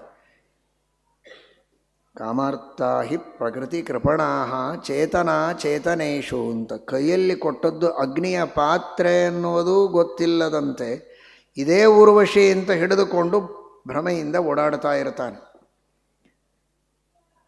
ಒಂದು ಕಡೆಗೆ ಅರಣ್ಯದಲ್ಲಿ ಆ ಅಗ್ನಿಸ್ಥಾಲಿಯನ್ನಿಟ್ಟು ಅರಮನೆಗೆ ಬರ್ತಾನೆ ಮಲಗೋದಕ್ಕೆ. ಬೆಳಗ್ಗೆ ಹೋಗಿ ತೆಗೆದುಕೊಂಡ್ರಾಯಿತು ಅಂತ. ಅದು ಕೃತಯುಗದ ಕೊನೆಯ ದಿನ. ಬೆಳಗ್ಗೆ ಏಳೋದರೊಳಗೆ ತ್ರೇತಾಯುಗ ಪ್ರಾರಂಭ ಆಗಿರುತ್ತದೆ. ಅಲ್ಲಿ ಹೋಗಿ ನೋಡ್ತಾನೆ. ಅಷ್ಟರಲ್ಲಿ ಅದರೊಳಗೆ ಅಶ್ವತ್ಥ ವೃಕ್ಷ ಬೆಳೆದುಕೊಂಡಿರುತ್ತದೆ. ಅದರೊಳಗೆ ಶಮಿ ಸೇರಿರುತ್ತದೆ. ಶಮಿ ಗರ್ಭವಾದ ಅಶ್ವತ್ಥ ಬೆಳೆದಿರುತ್ತದೆ. ಊರ್ವಶಿಯ ಉದ್ದೇಶ ಏನು ಅಂದರೆ, ಈ ಪಾತ್ರೆಯೇ ನಾನಲ್ಲ, ಜಡಭೇದ ಇದೆ, ಇದು ಜಡ, ನಾನು ಜೀವ, ನಾನೇ ಈ ಪಾತ್ರೆಯಲ್ಲ. ಹಾಗಾದರೆ ಊರ್ವಶಿ ಬೇಕು ಅಂತ ಕೇಳಿದಾಗ ಪಾತ್ರೆ ಕೊಟ್ಟದ್ದು ಯಾಕೆ ಅಂದರೆ, ಈ ಪಾತ್ರೆಯಲ್ಲಿ ಅಶ್ವತ್ಥ ಶಮಿ ಬೆಳೆಯುತ್ತೆ. ಶಮಿ ವೃಕ್ಷದಲ್ಲಿ ಅಗ್ನಿ ಇರ್ತದೆ. ಅದನ್ನು ಅರಣಿ ಮಾಡಿಕೊಂಡು ಮಥನ ಮಾಡಿದರೆ ಅಗ್ನಿಯ ಉತ್ಪತ್ತಿ ಆಗ್ತದೆ. ಆ ಅಗ್ನಿಯಲ್ಲಿ ಯಜ್ಞವನ್ನು ಮಾಡಿದರೆ ಸ್ವರ್ಗ ಆಗ್ತದೆ. ಸ್ವರ್ಗದಲ್ಲಿ ನಾನು ಸಿಗ್ತೇನೆ ಎನ್ನುವುದು ಆ ಊರ್ವಶಿಯ ಸಂದೇಶ. ಅದು ಇವನಿಗೆ ಅರ್ಥವಾಗತ್ತೆ. ಅದೇ ಶಮಿ ವೃಕ್ಷದಲ್ಲಿ ಅಗ್ನಿಯ ಶಮೀಮಿವಾಭ್ಯಂತರ ಲೀನ ಪಾವಕಾಂ ಅಂತ ಆ ಒಳಗೆ ಅಗ್ನಿಯ ಸನ್ನಿಧಾನ. ಅದನ್ನು ಚೆನ್ನಾಗಿ ಮಥನ ಮಾಡಿ ಅಗ್ನಿಯ ಉತ್ಪತ್ತಿ ಮಾಡಿ ಯಜ್ಞವನ್ನು ಮಾಡಿ ಪುನಃ ಸ್ವರ್ಗವನ್ನು ಹೊಂದುತ್ತಾನೆ ಎಂಬ ವಿಚಾರವನ್ನು ಪುರೂರವಸ್ಸನ ಕಥೆಯನ್ನು ಹೇಳ್ತಾರೆ. ಇಂತಹ ಈ ಪುರೂರವಸ್ಸನ ವಂಶದ ಇವನ ಮಗ ವಿಜಯ ಅಂತ, ಅವನ ವಂಶದಲ್ಲಿಯೇ ಜಹ್ನುರಾಜ ಬರ್ತಾನೆ.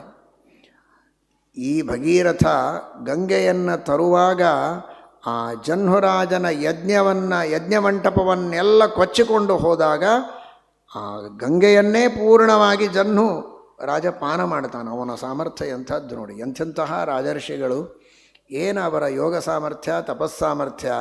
ರುದ್ರದೇವರು ತಮ್ಮ ಜಟಾಜೂಟದಲ್ಲಿ ಧಾರಣೆ ಮಾಡಿದರೆ ಅವರ ಅನುಗ್ರಹಕ್ಕೆ ಪಾತ್ರನಾದ ಈ ಜಹ್ನುರಾಜ ಸಂಪೂರ್ಣವಾಗಿ ಅಗಸ್ತ್ಯರು ಸಮುದ್ರವನ್ನು ಆಚಮನ ಮಾಡಿದಂತೆ ಗಂಗೆಯನ್ನು ಆಚಮನ ಮಾಡ್ತಾನೆ.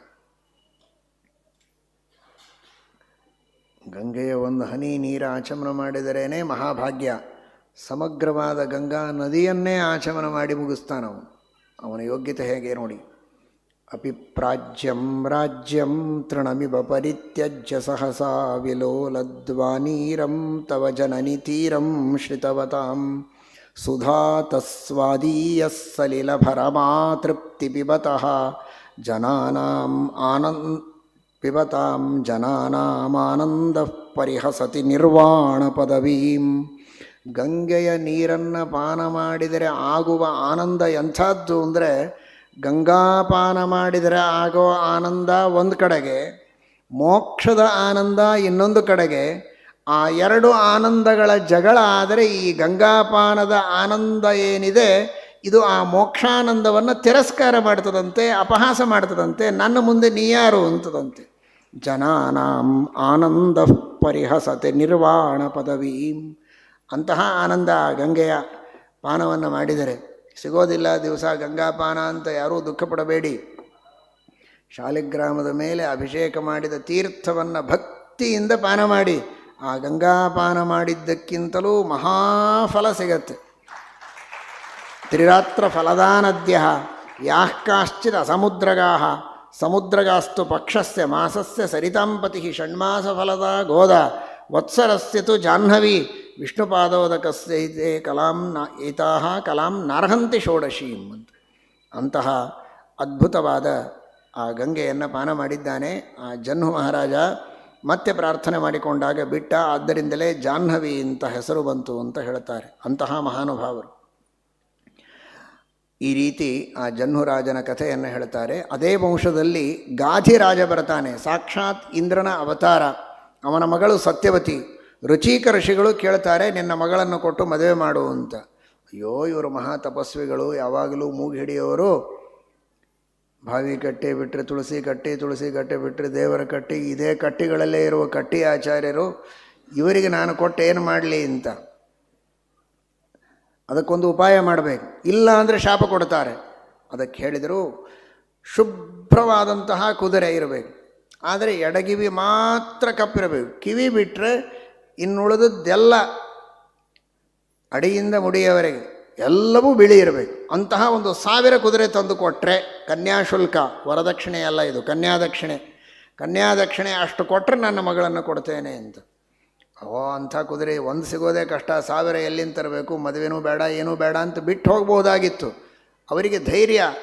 ಸೀದಾ ವರುಣದೇವರ ಹತ್ರ ಹೋಗಿದ್ದಾರೆ. ಸಮುದ್ರ ರಾಜ, ವಿಶೇಷವಾದ ಅಶ್ವಸಂಪತ್ತು ಅಲ್ಲಿರುತ್ತೆ. ಸೈಂಧವ ಅಂತಾರೆ ಅದಕ್ಕೆ, ಕುದುರೆಗಳಿಗೆಲ್ಲ ಸಮುದ್ರದಿಂದ ಹುಟ್ಟಿದ್ದು. ಹಾಗಾಗಿ ಸಮುದ್ರ ಬೇಕಾದಷ್ಟು ಕುದುರೆಗಳಿಗೆ ಆಗರ.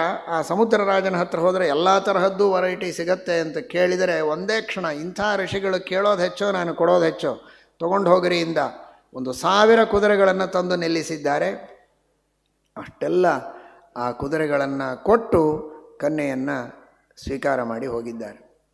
ನೋಡ್ರಿ, ಆ ಎಲ್ಲ ಕುದುರೆಗಳ ಎಡಗಿವಿ ಕಪ್ಪಿತ್ತು, ಬಲಗಿವಿ ಮಾತ್ರ ಬಿಳಿ ಇತ್ತು ಅಂತ. ಅಂದರೆ ಬಲಗಿವಿ ಇದು ದೇವಭೂ. ಏನಾದರೂ ಮಂತ್ರ ಶಾಸ್ತ್ರ ಕೇಳಬೇಕು ಅಂದರೆ ಬಲಗಿವಿಯಿಂದ ಕೇಳಬೇಕು. ಆ ಬಲಗಿವಿ ಮಾತ್ರ ವಿಶೇಷವಾಗಿ ಸತ್ಕಾರ್ಯಗಳನ್ನು ಮಾಡುವುದಕ್ಕೆ ಜಾಗರೂಕ. ಎಡಗವಿಯಿಂದ ಪ್ರವೃತ್ತ ಕರ್ಮಗಳನ್ನು ಮಾಡುವುದಾಗಲಿ ಅಥವಾ ಇನ್ನಿತರ ವಿಷಯ ಭೋಗಗಳು ಅದಕ್ಕೆ ಸಂಬಂಧಪಟ್ಟದ್ದನ್ನು ಕೇಳೋದು, ಅದೆಲ್ಲವನ್ನೂ ಕೂಡ ಒಂದರ್ಥದಲ್ಲಿ ಕಪ್ಪು ಅಂದರೆ ಅಲ್ಲಿಂದ ಏನೂ ಕೆಲಸ ಮಾಡದೆ ವಿಶೇಷವಾಗಿ ಯಾವಾಗಲೂ ದೇವತಾ ಕಾರ್ಯಗಳನ್ನೇ ಮಾಡುವ ಸೂಚನೆ ನೀಡುವಂತೆ ತನ್ನ ಇಂದ್ರಿಯಗಳು, ಕುದುರೆಗಳು ಯಾವಾಗಲೂ ದೇವತಾ ಕಾರ್ಯದಲ್ಲಿ ತೊಡಗಿರ್ತವೆ. ಸಕಾಮವಾದ ಕರ್ಮಗಳನ್ನು ಮಾಡುವುದರೊಳಗೆ ಆಸಕ್ತಿ ಇರೋದಿಲ್ಲ ಅನ್ನುವ ರೀತಿಯಲ್ಲಿ ತೋರಿಸಿದ್ದಕ್ಕೇನೆ ಮುಂದೆ ಇವನ ವಂಶದಲ್ಲಿ ಉತ್ತಮರಾಗಿರತಕ್ಕಂತಹ ಪರಶುರಾಮ ದೇವರ ಅವತಾರ ಆಗ್ತದೆ ಎನ್ನುವುದನ್ನು ನಾವು ಅರ್ಥ ಮಾಡಿಕೊಳ್ಳಬೇಕು. ಆ ರೀತಿ ಕುದುರೆಗಳನ್ನು ಕೊಟ್ಟು ಮದುವೆಯಾಗಿದ್ದಾರೆ. ಮದುವೆಯಾದ ಮೇಲೆ ಆ ರುಚಿಕ ಋಷಿಗಳಿಗೆ ಸತ್ಯವತಿ ಕೇಳ್ತಾಳೆ, ಒಂದು ಒಳ್ಳೆ ಮಗ ಆಗೋ ಹಾಗೆ ಅಭಿಮಂತ್ರಣ ಮಾಡಿ ನೀವು ಹವಿಸ್ಸನ್ನು ಚರು ಕೊಡಬೇಕು ಅಂತ. ಅವರು ತಮ್ಮ ತಪಸ್ಸಿನಿಂದ ವಿಶೇಷ ಅಭಿಮಂತ್ರಣ ಮಾಡಿ ಒಂದು ಚರುವನ್ನು ಕೊಟ್ಟಿದ್ದಾರೆ. ಆದರೆ ಆ ಚರುವನ್ನು ಕೊಡುವಾಗ ನನ್ನ ತಾಯಿಗೂ ಒಂದು ಅಭಿಮಂತ್ರಣ ಮಾಡಿಕೊಡಿ ಅಂತ ಕೇಳಿದ್ದಾರೆ. ಸರಿ ಅಂತ ಇಬ್ಬರಿಗೂ ಒಂದೊಂದು ಕೊಟ್ಟರು. ಇವರೇನು ಮಾಡಿದ್ದಾರೆ ಅಂದರೆ ಸ್ನಾನಕ್ಕೆ ಹೋದಾಗ ವ್ಯತ್ಯಾಸ ಮಾಡಿಕೊಂಡಿದ್ದಾರೆ. ಏನಿದ್ರೂ ತನಗೆ ಬಹಳ ಶ್ರೇಷ್ಠ ಮಗ ಹುಟ್ಟಬೇಕು ಅಂತ ಮಾಡಿರ್ತಾರೆ. ಆ ಚರು ನನಗೆ ಕೊಟ್ಬಿಡು, ನನಗೆ ಕೊಟ್ಟಿದ್ದನ್ನು ನೀನು ತೆಗೆದುಕೋ ಅಂತ. ಇವಳೇನು ಬಹಳ ವಿಚಾರ ಮಾಡಲಿಲ್ಲ. ಸತ್ಯವತಿ ತಾಯಿಯ ಮೇಲಿನ ಪ್ರೀತಿಯಿಂದ ಕೊಟ್ಟಿದ್ದಾಳೆ. ಆಗ ರುಚಿಕರಂತಾರೆ, ಎಂತಹ ತಪ್ಪು ಕೆಲಸ ಮಾಡಿದಿರಿ ಅಂತ ಬಂದ ಮೇಲೆ ಹೇಳ್ತಾರೆ. ಯಾಕೆಂದರೆ ನೀನು ನನ್ನ ಮಡದಿ, ನಾನೊಬ್ಬ ಋಷಿ, ಒಳ್ಳೆ ತಪಸ್ವಿ, ಶಾಂತಿ ಶಮ ದಮ ಇಂದ್ರಿಯ ನಿಗ್ರಹ, ಯಾವಾಗಲೂ ಪಾಠ ಪ್ರವಚನ ವೇದಮಂತ್ರಗಳ ಪಠನ, ಇಂತಹ ಒಬ್ಬ ಸಾತ್ವಿಕನಾದ ಮಗ ಹುಟ್ಟಲಿ ಅಂತ ನಿನಗೆ ಅಭಿಮಂತ್ರಣ ಮಾಡಿಕೊಟ್ಟಿದ್ದೆ. ಅವರು ಮಹಾರಾಜರು, ಭಾರೀ ಶೂರ ವೀರ ಧೀರ ಪರಾಕ್ರಮಿ ಉಗ್ರನಾದಂತಹ ಎಲ್ಲ ಶತ್ರುಗಳಿಗೆ ಭಯಂಕರನಾದ ಮಗ ಹುಟ್ಟಬೇಕು ಅಂತ ಅವರಿಗೆ ಅಭಿಮಂತ್ರಣ ಮಾಡಿದ್ದೆ. ನಿನ್ನ ಹಣೆ ಬರಹ ಅನುಭವಿಸು, ನಿನಗೇ ಭಯಂಕರ ಮಗ ಹುಟ್ಟುತ್ತಾನೆ, ಅಲ್ಲಿ ಒಬ್ಬ ಉತ್ತಮ ತಪಸ್ವಿ ಹುಟ್ಟುತ್ತಾನೆ, ನೀವೇ ಅನುಭವಿಸಿ ಅಂತ. ಹಾಗಾಗಬಾರದು, ನಾವು ಋಷಿಕುಲದವರು, ನಮಗೆ ಒಳ್ಳೆ ತಪಸ್ವಿಯಾದ ಶಾಂತ ಮೂರ್ತಿಯಾದ ಮಗನೇ ಹುಟ್ಟಬೇಕು, ಹಾಗೆ ಅನುಗ್ರಹ ಮಾಡಿರಿ ಅಂತ ಮತ್ತೆ ಕೇಳಿಕೊಂಡದ್ದಕ್ಕೆ ಅವರು ತಮ್ಮ ತಪಸ್ಸಿನಿಂದ ಭಗವಂತನಿಗೆ ವಿಶೇಷವಾಗಿ ಪ್ರಾರ್ಥನೆ ಮಾಡಿ, ಸರಿ ಮಗ ಆಗದೇ ಇದ್ದರೂ ಮೊಮ್ಮಗನಾದರೂ ಉಗ್ರನಾದವನು ಹುಟ್ಟುತ್ತಾನೆ ಅಂತ ಹೇಳಿದ್ದಾರೆ. ಆ ಋಚೀಕ ಋಷಿಗಳಲ್ಲಿ ಸತ್ಯವತಿಯಿಂದ ಹುಟ್ಟಿದವರೇ ಜಮದಗ್ನಿ ಋಷಿಗಳು. ಅವರು ಶಾಂತರಾಗೇ ಇದ್ದಾರೆ. ಜಮದಗ್ನಿ ಋಷಿಗಳಲ್ಲಿ ಅವತಾರ ಮಾಡಿದವನೇ ಸಾಕ್ಷಾತ್ ಪರಶುರಾಮ ದೇವರು. ಬೋಲೋ ಪರಶುರಾಮ ಭಗವಾನ ಕೀ, ಶ್ರೀರಾಮಚಂದ್ರ ಭಗವಾನ ಕೀ. ಆ ಪರಶುರಾಮ ದೇವರು ಅಲ್ಲಿ ಅವತಾರ ಮಾಡಿದ್ದಾರೆ. ಇಲ್ಲಿ ವಿಶ್ವಾಮಿತ್ರರು, ಗಾಧಿರಾಜನಿಂದ ವಿಶ್ವಾಮಿತ್ರರು ಹುಟ್ಟಿದ್ದಾರೆ. ಅವರು ಮೊದಲು ಕ್ಷತ್ರಿಯರಾಗಿ ಮಹಾ ಉಗ್ರರಾಗಿದ್ದರೂ ಕೂಡ ಮುಂದೆ ಬ್ರಹ್ಮರ್ಷಿಗಳಾಗಿದ್ದಾರೆ ತಪಶ್ಚರ್ಯವನ್ನು ಮಾಡಿ. ಅಂದರೆ ಆ ಋಚೀಕ ಋಷಿಗಳು ಮಾಡಿದಂತಹ ಒಂದು ತಪಸ್ಸು, ಅವರು ಅಭಿಮಂತ್ರಣ ಮಾಡಿದ ಚರು, ಆ ಚರುವಿನಲ್ಲಿರತಕ್ಕ ಸಾಮರ್ಥ್ಯ ಎಷ್ಟು ಅಂದರೆ ಆ ವಿಶ್ವಾಮಿತ್ರರ ಮನಸ್ಸಿನಲ್ಲಿ ಏನಾದರೂ ಮಾಡಿ ಬ್ರಾಹ್ಮಣ್ಯವನ್ನು ಪಡೆಯಲೇಬೇಕು ಅನ್ನುವ ಆಗ್ರಹವನ್ನು ಹುಟ್ಟಿಸಿದೆ. ಅದಕ್ಕೆ ನಿಮಿತ್ತ ಏನೋ ಒಂದು ಆಯಿತು, ವಸಿಷ್ಠರ ಆತಿಥ್ಯ ಅದು ನಿಮಿತ್ತ ಆಯಿತು. ಆದರೆ ಅಂತಹ ಆತಿಥ್ಯ ಮಾಡಿದ ಮಾತ್ರಕ್ಕೆ ಸಹಸ್ರಾರು ವರ್ಷಗಳವರೆಗೆ, 10,000 ವರ್ಷಗಳವರೆಗೆ ಒಂದೊಂದು ದಿಕ್ಕಿನಲ್ಲಿ ತಪಶ್ಚರ್ಯ ಮಾಡಿ ಏನೇ ವಿಘ್ನ ಬಂದರೂ ಬಿಡದೆ ಕೊನೆಗೂ ಬ್ರಹ್ಮದೇವರಿಂದ ಬ್ರಹ್ಮರ್ಷಿ ಅಂತನಿಸಿಕೊಂಡೇ ತೀರಬೇಕು ಅನ್ನುವಷ್ಟು ಆಗ್ರಹ ಅವರ ಮನಸ್ಸಿನಲ್ಲಿ ಬಂತಲ್ಲ, ಅದಕ್ಕೆ ಒಬ್ಬ ಋಷಿಯ ತಪಸ್ಸು ಹಿನ್ನೆಲೆಯಲ್ಲಿದೆ, ಋಚೀಕ ಋಷಿಗಳ ತಪಸ್ಸು. ಪ್ರಾಚೀನರು ಮಾಡಿದ ಪುಣ್ಯ ಹೇಗೆ ಒದಗಿ ಬರುತ್ತೆ ಮುಂದೆ ಎನ್ನುವುದನ್ನು ನಾವು ಅರ್ಥ ಮಾಡಿಕೊಳ್ಳಬೇಕು. ಅಂತಹ ಶ್ರೇಷ್ಠ ಸತ್ಪುತ್ರರಾಗಿ ಜಮದಗ್ನಿ ಋಷಿಗಳು ಜನಿಸಿದ್ದಾರೆ. ಆ ಜಮದಗ್ನಿ ಋಷಿಗಳ ಆಶ್ರಮಕ್ಕೆ ಒಂದು ಬಾರಿ ಕಾರ್ತವೀರ್ಯಾರ್ಜುನ ಬರ್ತಾನೆ. ಮಹಾಪರಾಕ್ರಮಿ, ದತ್ತಾತ್ರೇಯನ ಭಕ್ತ. ದತ್ತಾತ್ರೇಯನ ವಿಶೇಷವಾದಂತಹ ಉಪಾಸನೆಯನ್ನು ಮಾಡಿ ದತ್ತಾತ್ರೇಯನ ಅನುಗ್ರಹದಿಂದ 1000 ಬಾಹುಗಳು ಅವನಿಗೆ, ಮಹಾಪರಾಕ್ರಮಿ. ಜಮದಗ್ನಿ ಋಷಿಗಳ ಆಶ್ರಮಕ್ಕೆ ಬಂದರೆ ಅವನಿಗೆ ಯಥೇಚ್ಛವಾಗಿ ಆತಿಥ್ಯವನ್ನು ಮಾಡಿದ್ದಾರೆ. ಅವನ ಎಲ್ಲ ಸೈನ್ಯಕ್ಕೂ ಯಥೇಚ್ಛವಾದಂತಹ ಆತಿಥ್ಯವನ್ನು ಮಾಡಿ ಬೇಕಾದಷ್ಟು ಊಟ ಉಡುಗೆ ವ್ಯವಸ್ಥೆ ಎಲ್ಲ ಮಾಡಿಸಿದ ಮೇಲೆ ಈ ಕಾಮಧೇನು ನಿಮ್ಮ ಮನೆಯಲ್ಲಿದ್ದದ್ದು ನನಗೆ ಬೇಕು ಅಂತ ಕೇಳಿದ್ದಾನೆ ಕಾರ್ತವೀರ್ಯಾರ್ಜುನ. ಇವರು ಕೊಡದೇ ಇದ್ದಾಗ ಬಲಾತ್ಕಾರದಿಂದ ಅದನ್ನು ಅಪಹಾರ ಮಾಡಿಕೊಂಡು ಹೋಗ್ತಾನೆ. ಅವನು ಮಹಾಭಕ್ತನೇ. ಕಾರ್ತವೀರ್ಯಾರ್ಜುನ ಏನು ಸಾಮಾನ್ಯ ಅಲ್ಲ, ದತ್ತಾತ್ರೇಯ ರೂಪಿಯಾದ ಪರಮಾತ್ಮನ ಭಕ್ತ, ವಿಷ್ಣು ಭಕ್ತನೇ ಅವನು. ಆದರೂ ಏನೋ ಒಂದು ಅಹಂಕಾರ, ಆ ಅಹಂಕಾರದಿಂದ ಇದನ್ನು ಎಳೆದುಕೊಂಡು ಹೋದರೆ ಪರಶುರಾಮ ದೇವರಿಗೆ ಗೊತ್ತಾಗಿದೆ. ಹೋಗಿ ಅವನ ಜೊತೆಗೆ ಯುದ್ಧವನ್ನು ಮಾಡಿ ಅವನು 500 ಬಾಹುಗಳಲ್ಲಿ ಧನುಸ್ಸನ್ನು ಹಿಡಿದುಕೊಂಡು ಬಾಣವನ್ನು ಯೋಜನೆ ಮಾಡಿ ಏಕಕಾಲಕ್ಕೆ 500 ಧನುರ್ಬಾಣಗಳಿಂದ ಯುದ್ಧವನ್ನು ಮಾಡ್ತಾ ಇದ್ದರೆ ಒಂದೇ ಒಂದು ಧನುಸ್ಸಿನಿಂದ ಬಿಟ್ಟ ಬಾಣಗಳಿಂದ ಎಲ್ಲ ಧನುಸ್ಸುಗಳನ್ನು ಕತ್ತರಿಸಿ ಅವನ ಎಲ್ಲ ಕೈಗಳನ್ನೂ ಕತ್ತರಿಸಿ ಶಿರಶ್ಛೇದನವನ್ನು ಮಾಡಿ ಅವನನ್ನು ಸಂಹಾರ ಮಾಡಿದ್ದಾರೆ ಪರಶುರಾಮ ದೇವರು. ಜಮದಗ್ನಿ ಋಷಿಗಳಿಗೆ ಬಂದು ಹೇಳಿದರು, ಆ ಕಾಮಧೇನುವನ್ನು ಅಪಹಾರ ಮಾಡಿದ್ನಲ್ಲ ಅವನ ಶಿರಶ್ಛೇದ ಮಾಡಿದ್ದೇನೆ ಅಂತ. ಜಮದಗ್ನಿ ಋಷಿಗಳು ಬಹಳ ಸಂತೋಷಪಟ್ಟು ಬಿಡ್ತಾರೆ ಅಂತ ತಿಳ್ಕೊಂಡಿದ್ದರು. ಪರಶುರಾಮ ದೇವರು ಸರ್ವಜ್ಞರು, ಎಲ್ಲ ಗೊತ್ತು. ಆದರೆ ವ್ಯವಹಾರಕ್ಕಾಗಿ ಅವರು ಹೇಳ್ತಾರೆ, ರಾಜರಿಗೆ ಇಂತಹ ಅಪಚಾರ ಮಾಡಬಾರದು. ಆ ರಾಜರು ಚೆನ್ನಾಗಿದ್ದರೆ ಇಡೀ ದೇಶ ಸುಭದ್ರವಾಗಿರುತ್ತದೆ. ಏನೋ ಒಂದು ಸಣ್ಣ ತಪ್ಪು ಮಾಡಿದ ಮಾತ್ರಕ್ಕೆ ರಾಜನನ್ನು ಸಂಹಾರ ಮಾಡಬಾರದು. ಆ ರಾಜನ ಸಂಹಾರ ಮಾಡಿದ್ದಕ್ಕೆ ತೀರ್ಥಯಾತ್ರೆಯನ್ನು ಮಾಡಿಕೊಂಡು ಪಾಪದ ಪ್ರಕ್ಷಾಳನೆಯನ್ನು ಮಾಡಿಕೋ ಅಂತಾರೆ. ಭಗವಂತನಿಗೆ ಎಲ್ಲಿ ಪುಣ್ಯ ಪಾಪ, ಯಾವ ಪುಣ್ಯ ಪಾಪಗಳ ಲೇಪವೂ ಇಲ್ಲ, ಸ್ವತಂತ್ರನಾದ ಪರಮಾತ್ಮ. ಆದರೆ ರಾಜದ್ರೋಹವನ್ನು ಮಾಡಿದರೆ ಪ್ರಾಯಶ್ಚಿತ್ತ ಮಾಡಿಕೊಳ್ಳಬೇಕು ಅಂತ ಜಗತ್ತಿಗೆ ತೋರಿಸುವುದಕ್ಕೆ ತೀರ್ಥಯಾತ್ರೆಯನ್ನು ಮಾಡಿಕೊಂಡು ಬರ್ತಾನೆ ಪರಶುರಾಮ ದೇವರು ಅಂತ ಹೇಳ್ತಾರೆ. ಮುಂದೆ ಆ ರೇಣುಕಾದೇವಿ ಒಂದು ದಿನ ಜಮದಗ್ನಿ ಋಷಿಗಳ ಯಜ್ಞಕ್ಕೆ ಅಂತ ನೀರು ತರುವುದಕ್ಕೆ ಹೋಗಿರ್ತಾಳೆ. ನೀರು ತರುವಾಗ ಚಿತ್ರರಥ ಎಂಬ ಗಂಧರ್ವನನ್ನು ನೋಡ್ತಾ ಒಂದು ಕ್ಷಣ ನಿಂತು ಬರ್ತಾಳೆ. ಅಷ್ಟೇ ಆ ಗಂಧರ್ವನನ್ನು ನೋಡಿದ್ದಕ್ಕೆ ನೀನು ಪರಪುರುಷನನ್ನು ನೋಡಿದ್ದೆ ಅಂತನ್ನುವ ವಿಚಾರ ಅವರಿಗೆ ಗೊತ್ತಾಗಿದೆ ತಮ್ಮ ತಪಸ್ಸಿನಿಂದ. ಮಕ್ಕಳಿಗೆ ಹೇಳ್ತಾರೆ, ಇವಳ ಶಿರಸ್ಸನ್ನು ಛೇದನ ಮಾಡಿಬಿಡಿ, ಪಾತಿವ್ರತ್ಯಕ್ಕೆ ಭಂಗ ಇದೆ. ಅವಳೇನು ತಪ್ಪು ಕೆಲಸ ಮಾಡಿದ್ದಿರಲಿಲ್ಲ. ಕೇವಲ ಒಂದು ಕಣ್ಣಿನಿಂದ ಪರಪುರುಷನನ್ನು ಒಂದು ಕ್ಷಣ ಗಮನ ಕೊಟ್ಟು ನೋಡಿದ್ದಕ್ಕೆ ಅವಳ ಶಿರಚ್ಛೇದನವನ್ನು ಮಾಡಿ ಅಂತ ಹೇಳ್ತಾರೆ. ಯಾರೂ ಸಿದ್ಧರಾಗೋದಿಲ್ಲ. ಪರಶುರಾಮ ದೇವರು ಮಾತ್ರ ವಿಚಾರನೇ ಮಾಡದೆ ಶಿರಚ್ಛೇದನ ಮಾಡ್ತಾರೆ. ಭಾಗವತ ಹೇಳ್ತದೆ ಯಾಕೆ ಹಾಗೆ ಮಾಡಿದರು ಅಂದರೆ, ತಂದೆಯ ತಪಸ್ಸೇನೂ ಗೊತ್ತು, ಅವರ ಸಾಮರ್ಥ್ಯ ಶಕ್ತಿ ಗೊತ್ತು, ಏನು ಆದರೂ ಪುನಃ ಬದುಕಿಸುವ ಸಾಮರ್ಥ್ಯ ಅವರಿಗಿದೆ ಅಂತ. ಅವರಿಲ್ಲದೇ ಇದ್ದರೂ ನಾನೇ ಬದುಕಿಸಬಹುದು ಅನ್ನುವ ಧೈರ್ಯ ಭಗವಂತನಿಗಿತ್ತು. ಹೀಗಾಗಿ ಒಂದು ನಾಟಕ ಅಷ್ಟೇ, ಗೊಂಬೆ ಆಟ ಇದ್ದ ಹಾಗೆ, ಬಿಚ್ಚೋದು ತಲೆ ಜೋಡಿಸೋದು ಅಷ್ಟೇ. ಎಲ್ಲರೂ ಪರಶುರಾಮ ದೇವರು ಹಾಗೆ ಮಾಡ್ತೇವೆ ಅಂತ ಹೋಗಬಾರದು.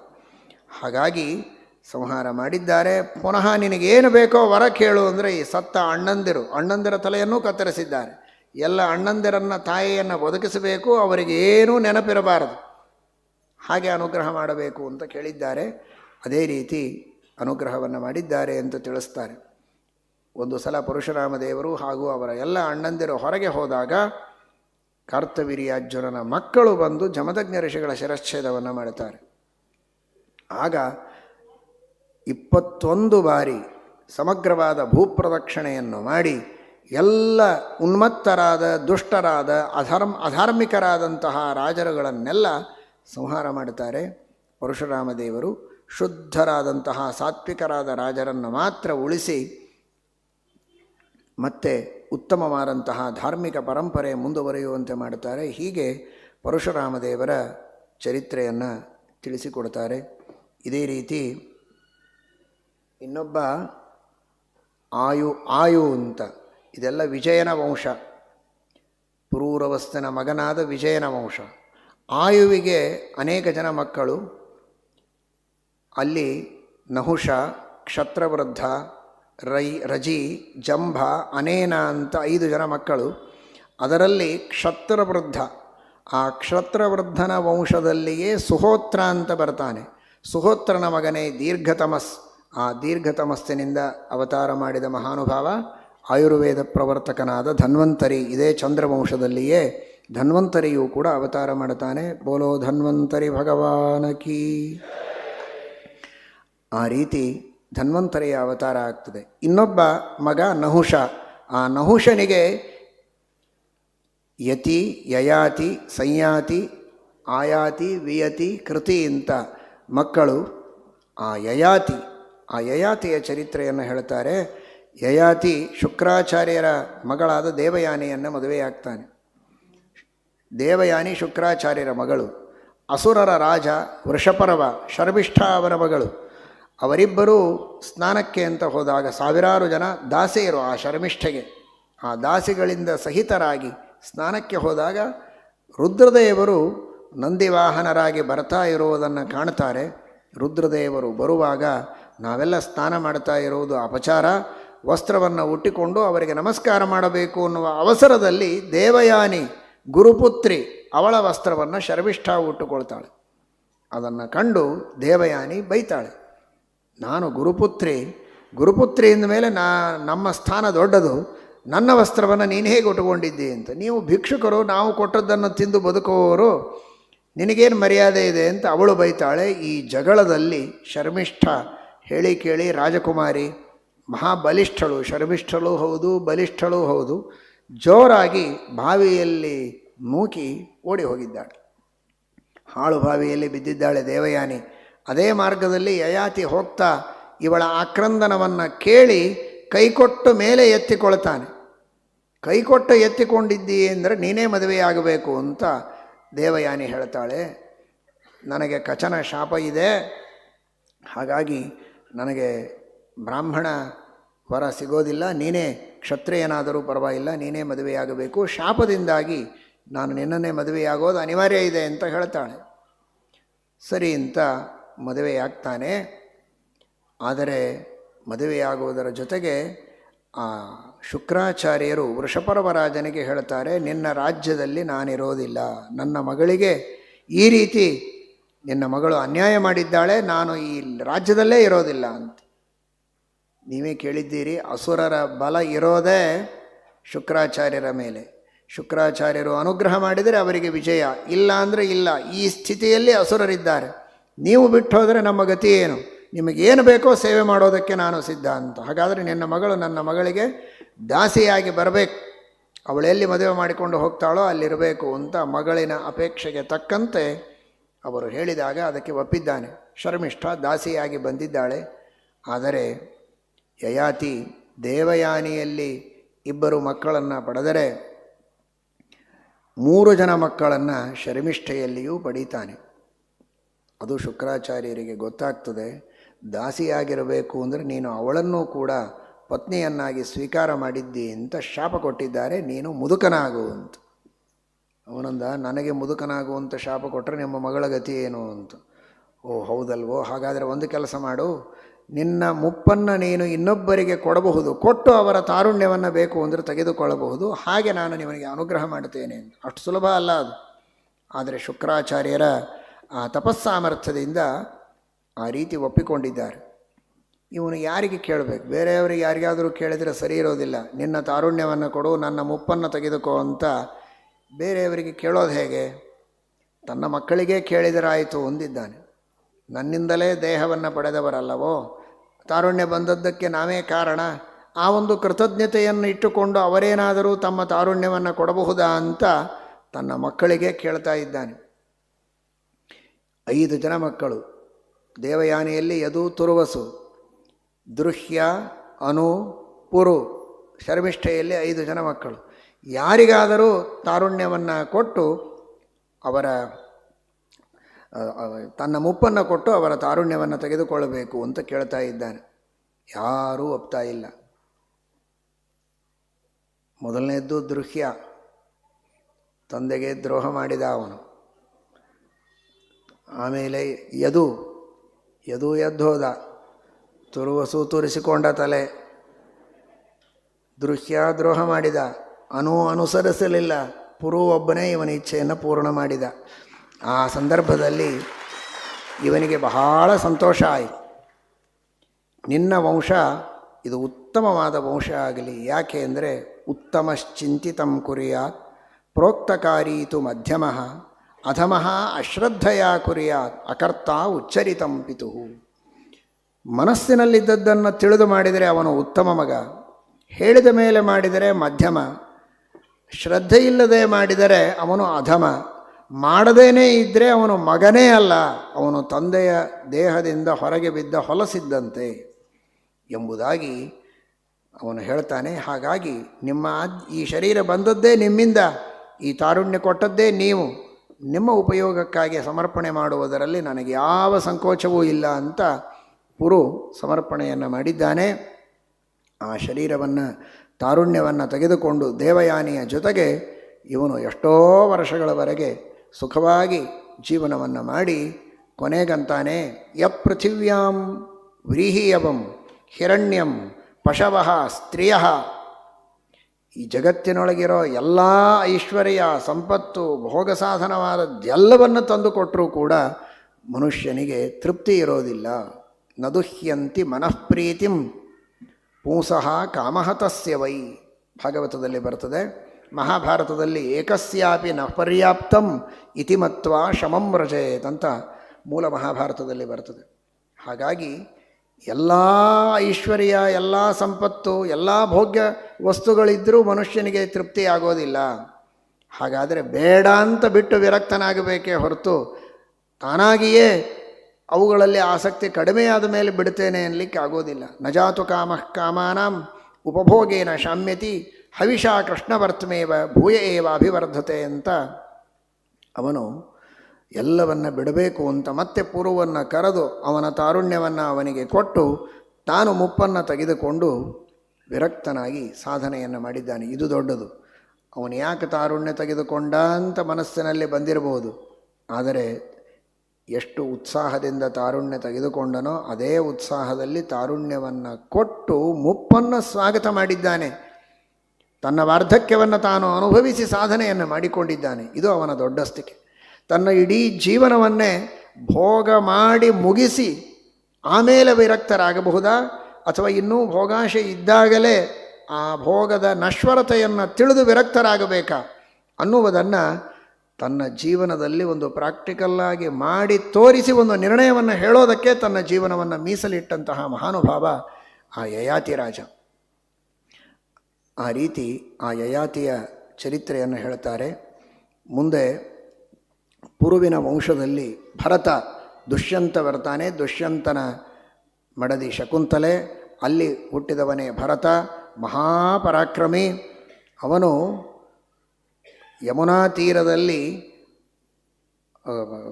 ಗಂಗಾ ತೀರದಲ್ಲಿ 55 ಯಜ್ಞಗಳನ್ನು ಮಾಡ್ತಾನೆ. ಗಂಗಾ ತೀರದಲ್ಲಿ ಪುನಃ 78 ಯಜ್ಞಗಳನ್ನು ಮಾಡ್ತಾನೆ. 133 ಯಜ್ಞಗಳನ್ನು ಮಾಡ್ತಾನೆ ಮಹಾನುಭಾವ. ಅಶ್ವಮೇಧ ಯಾಗಗಳನ್ನು ಭರತ. ಅಂತಹ ದೊಡ್ಡ ಅನೇಕರು ಈ ಭರತನಿಂದಲೇ ನಮ್ಮ ದೇಶಕ್ಕೆ ಭಾರತ ಅಂತ ಹೆಸರು ಬಂದಿದೆ ಅಂತ ತಿಳಿದಿದ್ದಾರೆ. ಅಲ್ಲ, ಈ ದುಷ್ಯಂತನ ಮಗ ಭರತನಿಂದ ಭಾರತ ಅಂತ ಹೆಸರು ಬಂದದ್ದಲ್ಲ. ವೃಷಭನಾಮಕ ಪರಮಾತ್ಮನ ಮಗ ಭರತ, ಅವನ ಹೆಸರಿನಿಂದ ಭಾರತ ಅಂತ ನಮ್ಮ ದೇಶಕ್ಕೆ ಹೆಸರು ಬಂದದ್ದು ಅಂತ ಹಿಂದೆ ನೀವು ತಿಳಿದಿದ್ದೀರಿ. ಅಂತಹ ಮಹಾಪರಾಕ್ರಮಿ ಅವನು. ಹುಲಿಯ ಬಾಯಿಯಲ್ಲಿ ಹಲ್ಲು ಎಷ್ಟಿವೆ ಅಂತ ಎಣಿಸ್ತಾ ಇದ್ದಂತೆ. ಅಂತಹ ಚಿಕ್ಕ ಮಗು ಇದ್ದಾಗ ಸರ್ವದಮನ ಅಂತ ಅವನಿಗೆ ಹೆಸರು. ಅಂತಹ ಮಹಾಪರಾಕ್ರಮಿಯವು. ಆಮೇಲೆ ಇನ್ನೊಬ್ಬ ಇದೇ ವಂಶದಲ್ಲಿ ರಂತಿದೇವ ಅಂತ ಬರ್ತಾನೆ. ಎಲ್ಲವನ್ನ ದಾನ ಮಾಡಿದ, ಏನಿರಲಿಲ್ಲ. ತಾನು ತನ್ನ ಹೆಂಡತಿ ಮಕ್ಕಳು ಬದುಕಬೇಕು ಅನ್ನುವುದಕ್ಕೋಸ್ಕರ ಭಿಕ್ಷೆಯನ್ನು ಬೇಡಿ ಒಂದಿಷ್ಟು ತುಪ್ಪ, ಒಂದಿಷ್ಟು ಗಂಜಿ ಏನೋ ಸಂಗ್ರಹ ಮಾಡಿದ್ದಾರೆ. ಘೃತ ಪಾಯಸ ಸಂಯಾಮಂ, ಅಷ್ಟನ್ನು ತಿಂದು ಬದುಕಬೇಕು ಅಂತ 48 ದಿವಸ ಉಪವಾಸ ಇರ್ತಾರೆ. 48 ದಿನ ಉಪವಾಸ ಇರ್ತಾರೆ. ಯಾಕೆ ಅಂದರೆ ಏನೂ ಆಹಾರಕ್ಕೆ ಸಿಕ್ಕಿರೋದಿಲ್ಲ. ಅಂತಹ ದೊಡ್ಡ ರಾಜ ದಾನವನ್ನು ಮಾಡೋದು ಅಂದರೆ ಈ ಪರಿದಾನವನ್ನು ಮಾಡ್ತಾನೆ. ಕೊನೆಗೆ ಇನ್ನು ಬದುಕಬೇಕು ಅನ್ನೋದಕ್ಕೆ 48 ದಿವಸ ಉಪವಾಸ, ಇನ್ನು ಪಾರಣಿ ಮಾಡಬೇಕು. ಅಷ್ಟರೊಳಗೆ 3 ಜನ ಮಕ್ಕಳು ತಾನು ಎಲ್ಲ ಹಂಚಿಕೊಂಡು ತಿನ್ನಬೇಕು. ಒಬ್ಬ ಬ್ರಾಹ್ಮಣ ಬಂದು ಹಸಿವೆಯಾಗಿದೆ ಅಂತ ಭಿಕ್ಷೆ ಬೇಡ್ತಾನೆ. ಅದರೊಳಗೆ ಅರ್ಧ ಮಾಡಿ ಅವನಿಗೆ ಕೊಟ್ಟು ಬಿಡ್ತಾರೆ. ಮತ್ತೆ ಆಮೇಲೆ ಮತ್ತೊಬ್ಬ ಶೂದ್ರ ಬರ್ತಾನೆ, ಅವನಿಗೂ ಹಸಿವೆ ಅಂತಾನೆ. ಸರಿ, ಅವನಿಗೂ ಮತ್ತೆ ಸ್ವಲ್ಪ ಕೊಡ್ತಾರೆ. ಒಬ್ಬ ಶ್ವಪಚ ಬರ್ತಾನೆ, ಅವನಿಗೆ ಕೊಟ್ಟಾಯಿತು, ಏನು ಉಳಿಲೇ ಇಲ್ಲ. ಬಂದಂತಹ ಗಂಜಿ ಎಲ್ಲ ಖಾಲಿ ಆಯಿತು, ತುಪ್ಪ ಖಾಲಿ ಆಯಿತು, ಪಾಯಸ ಇಲ್ಲ, ಏನು ಉಳಿಲ್ಲ. ನೀರು ಒಂದು ಉಳಿದಿತ್ತು. ಆ ನೀರಿನ್ನೇನು ಕುಡಿಯಬೇಕು ಅನ್ನೋದರೊಳಗೆ ಒಬ್ಬ ಚಂಡಾಲ ಬರ್ತಾನೆ, ನೀರಡಿಕೆ ಆಗಿದೆ ಬಹಳ ಅಂತ. ಇವನ ಹತ್ರ ಇಟ್ಟುಕೊಂಡು ನೀರು ಕುಡಿದ್ರೆ ಬದುಕ್ತಿದ್ದ, ಇಲ್ಲಾಂದರೆ ಇವನೇ ಸಾಯೋ ಸಂದರ್ಭ. ಆ ಸಂದರ್ಭದಲ್ಲಿಯೂ ಒಬ್ಬ ನೀರು ಕೇಳಿದರೆ ನಾನೇ ಸಾಯ್ತಾ ಇದ್ದೇನೆ ನೀರಡಿಕೆಯಿಂದ, ನಿನಗೆಲ್ಲಿ ಕೊಡಲಿ ಅಂತ ಅನ್ನಲಿಲ್ಲ. ಸಂತೋಷದಿಂದ ನಗನಗತಾ ಆ ನೀರನ್ನು, ಎಂತಹ ದೊಡ್ಡ ಭಾಗ್ಯ. ಹೊಟ್ಟೆ ತುಂಬ ಊಟಕ್ಕೆ ನೀರಿಗಿದ್ದಾಗ ಕೊಡೋದರಿಂದ ಏನು ಪುಣ್ಯ ಜಾಸ್ತಿ ಇಲ್ಲ. ನಮಗೆ ಹಸಿವು ನೀರಡಿಕೆಗಳಿದ್ದಾಗ, ಕಷ್ಟದಲ್ಲಿದ್ದಾಗ ಏನು ದಾನ ಮಾಡ್ತೇವೆ, ಒಂದು ಕಾಳು, ಒಂದು ಹನಿ ನೀರು, ಇಷ್ಟು ದಾನ ಮಾಡಿದರೂ ಮೇರು ಪರ್ವತದಷ್ಟು ದಾನ ಮಾಡಿದಂತಹ ಪುಣ್ಯ ಬರ್ತದೆ. ಆ ಭಾಗ್ಯವನ್ನು ದೇವರು ನನಗೆ ಒದಗಿಸಿಕೊಟ್ಟ ಅಂತ ಸಂತೋಷದಿಂದ ಆ ನೀರನ್ನು ಕೊಟ್ಟು ಕೃಷ್ಣಾರ್ಪಣ ಹೇಳ್ತಾನೆ ರಂತಿದೇವ. ಇಂತಹ ತ್ಯಾಗಮಯ ಜೀವನವನ್ನು ನಡೆಸಿದ ಮಹಾನುಭಾವರು ಈ ಚಂದ್ರವಂಶದಲ್ಲಿ ಹುಟ್ಟಿ ಬಂದಿದ್ದಾರೆ. ನಮ್ಮ ಭಾರತ ದೇಶದ ಪ್ರಾಚೀನ ರಾಜರ ತ್ಯಾಗ, ಅವರ ಭಕ್ತಿ, ಅವರ ನಿಷ್ಠೆ, ಅವರ ಔದಾರ್ಯ ಇಷ್ಟು ಅದ್ಭುತವಾದದ್ದಿದೆ. ಅವನಂತಾನೆ, ನಕಾಮಯೇಹಂ ಗತಿಮೀಶ್ವರಾಣಂ ಮಹರ್ಧಿ ಲಬ್ಧಾಮ ಪುನರ್ಭವಂಚ ಆರ್ತಿಂ ಪ್ರಪದ್ಯೇಖಿಲ ದೇಹ ಭಾಜಾಂ ಅಂತಸ್ಥಿತಾಂ ಏನ ಭವಂತ್ಯ ದುಃಖಾಃ. ಅಲ್ಲಪ್ಪ, ಎಲ್ಲ ಕೊಡ್ತಾ ಇದ್ದಿ, ನಿನ್ನ ಗತಿ ಏನು ಅಂತ ಅಕ್ಕಪಕ್ಕದಲ್ಲಿದ್ದವರು ಕೇಳಿದರೆ, ನನಗೆ ದೇವರು ಏನು ಕೊಡ್ತೀನಂದರೂ ನಾನು ಬಿಡೋದಿಲ್ಲ. ಸ್ವರ್ಗ ಕೊಡ್ತೀನಿ ಅಂದರೂ ಬೇಡ, ಮೋಕ್ಷ ಕೊಡ್ತೀನಿ ಅಂದರೂ ಬೇಡ, ಋಷಿಗಳಿಗಿರುವ ಅಷ್ಟೈಶ್ವರ್ಯ ಸಿದ್ಧಿಯನ್ನು ಕೊಡ್ತೇನೆ ಅಂದರೆ ಬೇಡ, ಮತ್ತು ಬೇಕೇನು ನಿನಗೆ? ಪ್ರಪಂಚದೊಳಗಿದ್ದ ಎಲ್ಲ ಜನರ ದುಃಖ ನನಗೆ ಬರಲಿ, ನನ್ನ ಸುಖ ಎಲ್ಲರಿಗೆ ಇರಲಿ ಅಂತ ಇಂತಹ ದೊಡ್ಡ ಪ್ರಾರ್ಥನೆಯನ್ನು ಮಾಡ್ತಾನೆ. ನಿನಗೇನು ಬೇಕು ಅಂದರೆ, ಕುಂತಿ ಒಬ್ಬಳು ಕೇಳಿದವಳು ವಿಪದಸ್ಸಂತನ ಶಾಶ್ವತ ಅಂತ, ಬಿಟ್ಟರೆ ದುಃಖವೇ ನನಗಿರಲಿ ಅಂತ ಕೇಳಿಕೊಂಡ ಮಹಾನುಭಾವ ಅಂದರೆ ರಂತಿದೇವ. ಅಂತಹ ರಂತಿದೇವನ ಪ್ರಾರ್ಥನೆ ಮಾಡೋ ಯೋಗ್ಯತೆ ನಮ್ಮದಲ್ಲ. ಆದರೆ ಯಾವಾಗಲೂ ಸುಖದಲ್ಲಿದ್ದರೆ ಮಾತ್ರ ದಾನ ಧರ್ಮ ಮಾಡೋದು, ನಮಗೇ ಇಲ್ಲ ಅಂದರೆ ಇನ್ನೊಬ್ಬರಿಗೇನು ಕೊಡಬಾರದು ಅನ್ನುವ ಧೋರಣೆ ಇದೆಯಲ್ಲ, ಅದು ಸ್ವಲ್ಪ ಕಡಿಮೆಯಾಗಿ ಕಷ್ಟದಲ್ಲಿದ್ದರೂ ಅಡ್ಡಿ ಇಲ್ಲ, ಇನ್ನೊಬ್ಬರಿಗೆ ಸಹಾಯ ಮಾಡಬೇಕು ನಮ್ಮ ಯೋಗ್ಯತೆ ಇದ್ದಷ್ಟು ಅನ್ನುವ ಸಂದೇಶವನ್ನು ಈ ರಂತಿದೇವನ ಕಥೆಯಿಂದ ನಾವು ತಿಳಿಯಬೇಕಾದದ್ದು. ಆ ಬಂದಂಥವರು ಯಾರೂ ಬೇರೆ ಅಲ್ಲ, ಬ್ರಹ್ಮಾದಿ ದೇವತೆಗಳೇ ಪರೀಕ್ಷೆಗಾಗಿ ಬಂದಿದ್ದರು. ಇವನಿಗೆ ಮತ್ತೆ ವಿಶೇಷವಾಗಿ ಅನುಗ್ರಹವನ್ನು ಮಾಡಿ ಆರೋಗ್ಯವನ್ನು ಕೊಟ್ಟು, ಶಕ್ತಿಯನ್ನು ಕೊಟ್ಟು, ಜ್ಞಾನವನ್ನು ಕೊಟ್ಟು ಉದ್ಧಾರ ಮಾಡಿದ್ದಾರೆ ಅಂತ. ಇನ್ನೊಬ್ಬ ಜಾಮಘ ಅಂತ ಇದೇ ವಂಶದಲ್ಲಿ ಬರ್ತಾನೆ. ಅವನಿಗೆ ಮಕ್ಕಳಾಗಿರೋದಿಲ್ಲ. ಶತ್ರುಗಳನ್ನು ಸೋಲಿಸಿ ಒಂದು ಮದುವೆಯಾಗಿರ್ತಾನೆ, ಇನ್ನೊಂದು ಮದುವೆ ಮಾಡಿಕೊಳ್ಳೋಣ ಮಕ್ಕಳಾದರೆ ಆಗಬಹುದು ಅಂತ ಎಲ್ಲಿ ಯಾವ ರಾಜ್ಯವನ್ನು ಗೆದ್ದು ಬಂದಿರ್ತಾನೆ ಅಲ್ಲಿಂದ ಒಂದು ಕನ್ಯೆಯನ್ನು ತೆಗೆದುಕೊಂಡು ಬರ್ತಾನೆ. ಮನೆಗೆ ಬರೋದರೊಳಗೆ ಶೈಬ್ಯ ಅಂತ ಹೆಂಡತಿ, ಭಾರೀ ಉಗ್ರಳಾದ ಹೆಂಡತಿ, ಅವಳದೇ ರಾಜ್ಯ, ಮನೆ ತುಂಬೆಲ್ಲ ರಾಣಿ ಸರ್ಕಾರ. ಇವನು ಬರೋದಕ್ಕೇನೆ ಹೊರಗೆ ನಿಂತಿರ್ತಾಳೆ. ಯಾರ ರಥದಲ್ಲಿ ಕುಳಿತಿದ್ದು ಹೆಣ್ಣು, ನಾನಿರುವಾಗ ಇನ್ನೊಬ್ಬಳನ್ನು ಹೇಗೆ ಕರ್ಕೊಂಡು ಬಂದಿರಿ ಅಂತ. ಇವಳು ನಿನ್ನ ಸೊಸೆ ಅಂತ ಹೇಳಿಬಿಡ್ತಾನೆ. ಅವಳಂತಾಳೆ, ನನಗೆ ಮಕ್ಕಳೇ ಇಲ್ಲ, ಸೊಸೆ ಎಲ್ಲಿಂದ ಬರಬೇಕು ಅಂದ್ಲವಳು. ಇಲ್ಲ, ಮುಂದೆ ಹುಟ್ಟೋ ಮಗನಿಗೆ ಇವಳು ಸೊಸೆ ಆಗಬಹುದು ಅಂತಾನೆ. ವಿಶ್ವೇ ದೇವತೆಗಳಿಗೆ ಕರುಣೆ ಬರ್ತದೆ. ಇವನು ಇಷ್ಟು ಸ್ತ್ರೀ ವಶನಾಗಿದ್ದಾನೆ.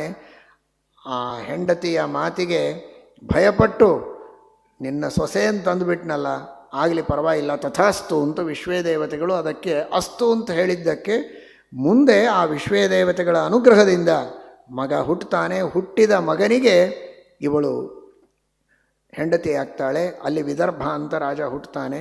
ಇದೇ ವಂಶದಲ್ಲಿಯೇ ಮುಂದೆ ಶಿಶುಪಾಲಾದಿಗಳು ಬರ್ತಾರೆ ಅಂತ ಹೇಳ್ತಾರೆ. ಈ ರೀತಿ ಆ ವಿಶೇಷವಾದ ದೇವತೆಗಳ ಅನುಗ್ರಹ ಹೀಗೆ ಮಾಡಬಹುದು ಅಂತ ಇಟ್ಕೋಬೇಡಿ ಎಲ್ಲರೂ ಕೂಡ. ಅದು ದೇವತೆಗಳ ವಿಶಿಷ್ಟವಾದ ಅನುಗ್ರಹದಿಂದ ಆದದ್ದು ಅಪವಾದ. ಚಿಕ್ಕವರೇ ದೊಡ್ಡವರನ್ನು ಮದುವೆ ಆಗಬೇಕು, ಗಂಡಸು ದೊಡ್ಡವನಾಗಿರಬೇಕು, ಹೆಣ್ಣು ಚಿಕ್ಕವಳಾಗಿರಬೇಕು ಅನ್ನುವುದೇ ಸಾಮಾನ್ಯವಾದಂತಹ ನೀತಿ ಧರ್ಮಶಾಸ್ತ್ರ. ಹೀಗೆ ಈ ಚಂದ್ರವಂಶದ ರಾಜರನ್ನು ಹೇಳಿ ಯದುವಂಶದಲ್ಲಿ ಸಾಕ್ಷಾತ್ ಶ್ರೀಕೃಷ್ಣ ಪರಮಾತ್ಮನೇ ಅವತಾರ ಮಾಡುತ್ತಾನೆ ಎಂಬುದಾಗಿ ಶುಕಾಚಾರ್ಯರು ಪರೀಕ್ಷನ್ ಮಹಾರಾಜರಿಗೆ ತಿಳಿಸ್ತಾರೆ. ಕೃಷ್ಣಾವತಾರದ ಮಹಿಮೆಯನ್ನು ವಿಸ್ತಾರವಾಗಿ ಹೇಳಬೇಕು ಅಂತ ಕೇಳಿದಾಗ ಮುಂದೆ ವಿಸ್ತಾರವಾಗಿ ದಶಮಸ್ಕಂದದಲ್ಲಿ ತಿಳಿಸ್ತಾರೆ. ಹರಯೇ ನಮಃ. ಶ್ರೀಕೃಷ್ಣಾರ್ಪಣಮಸ್ತು.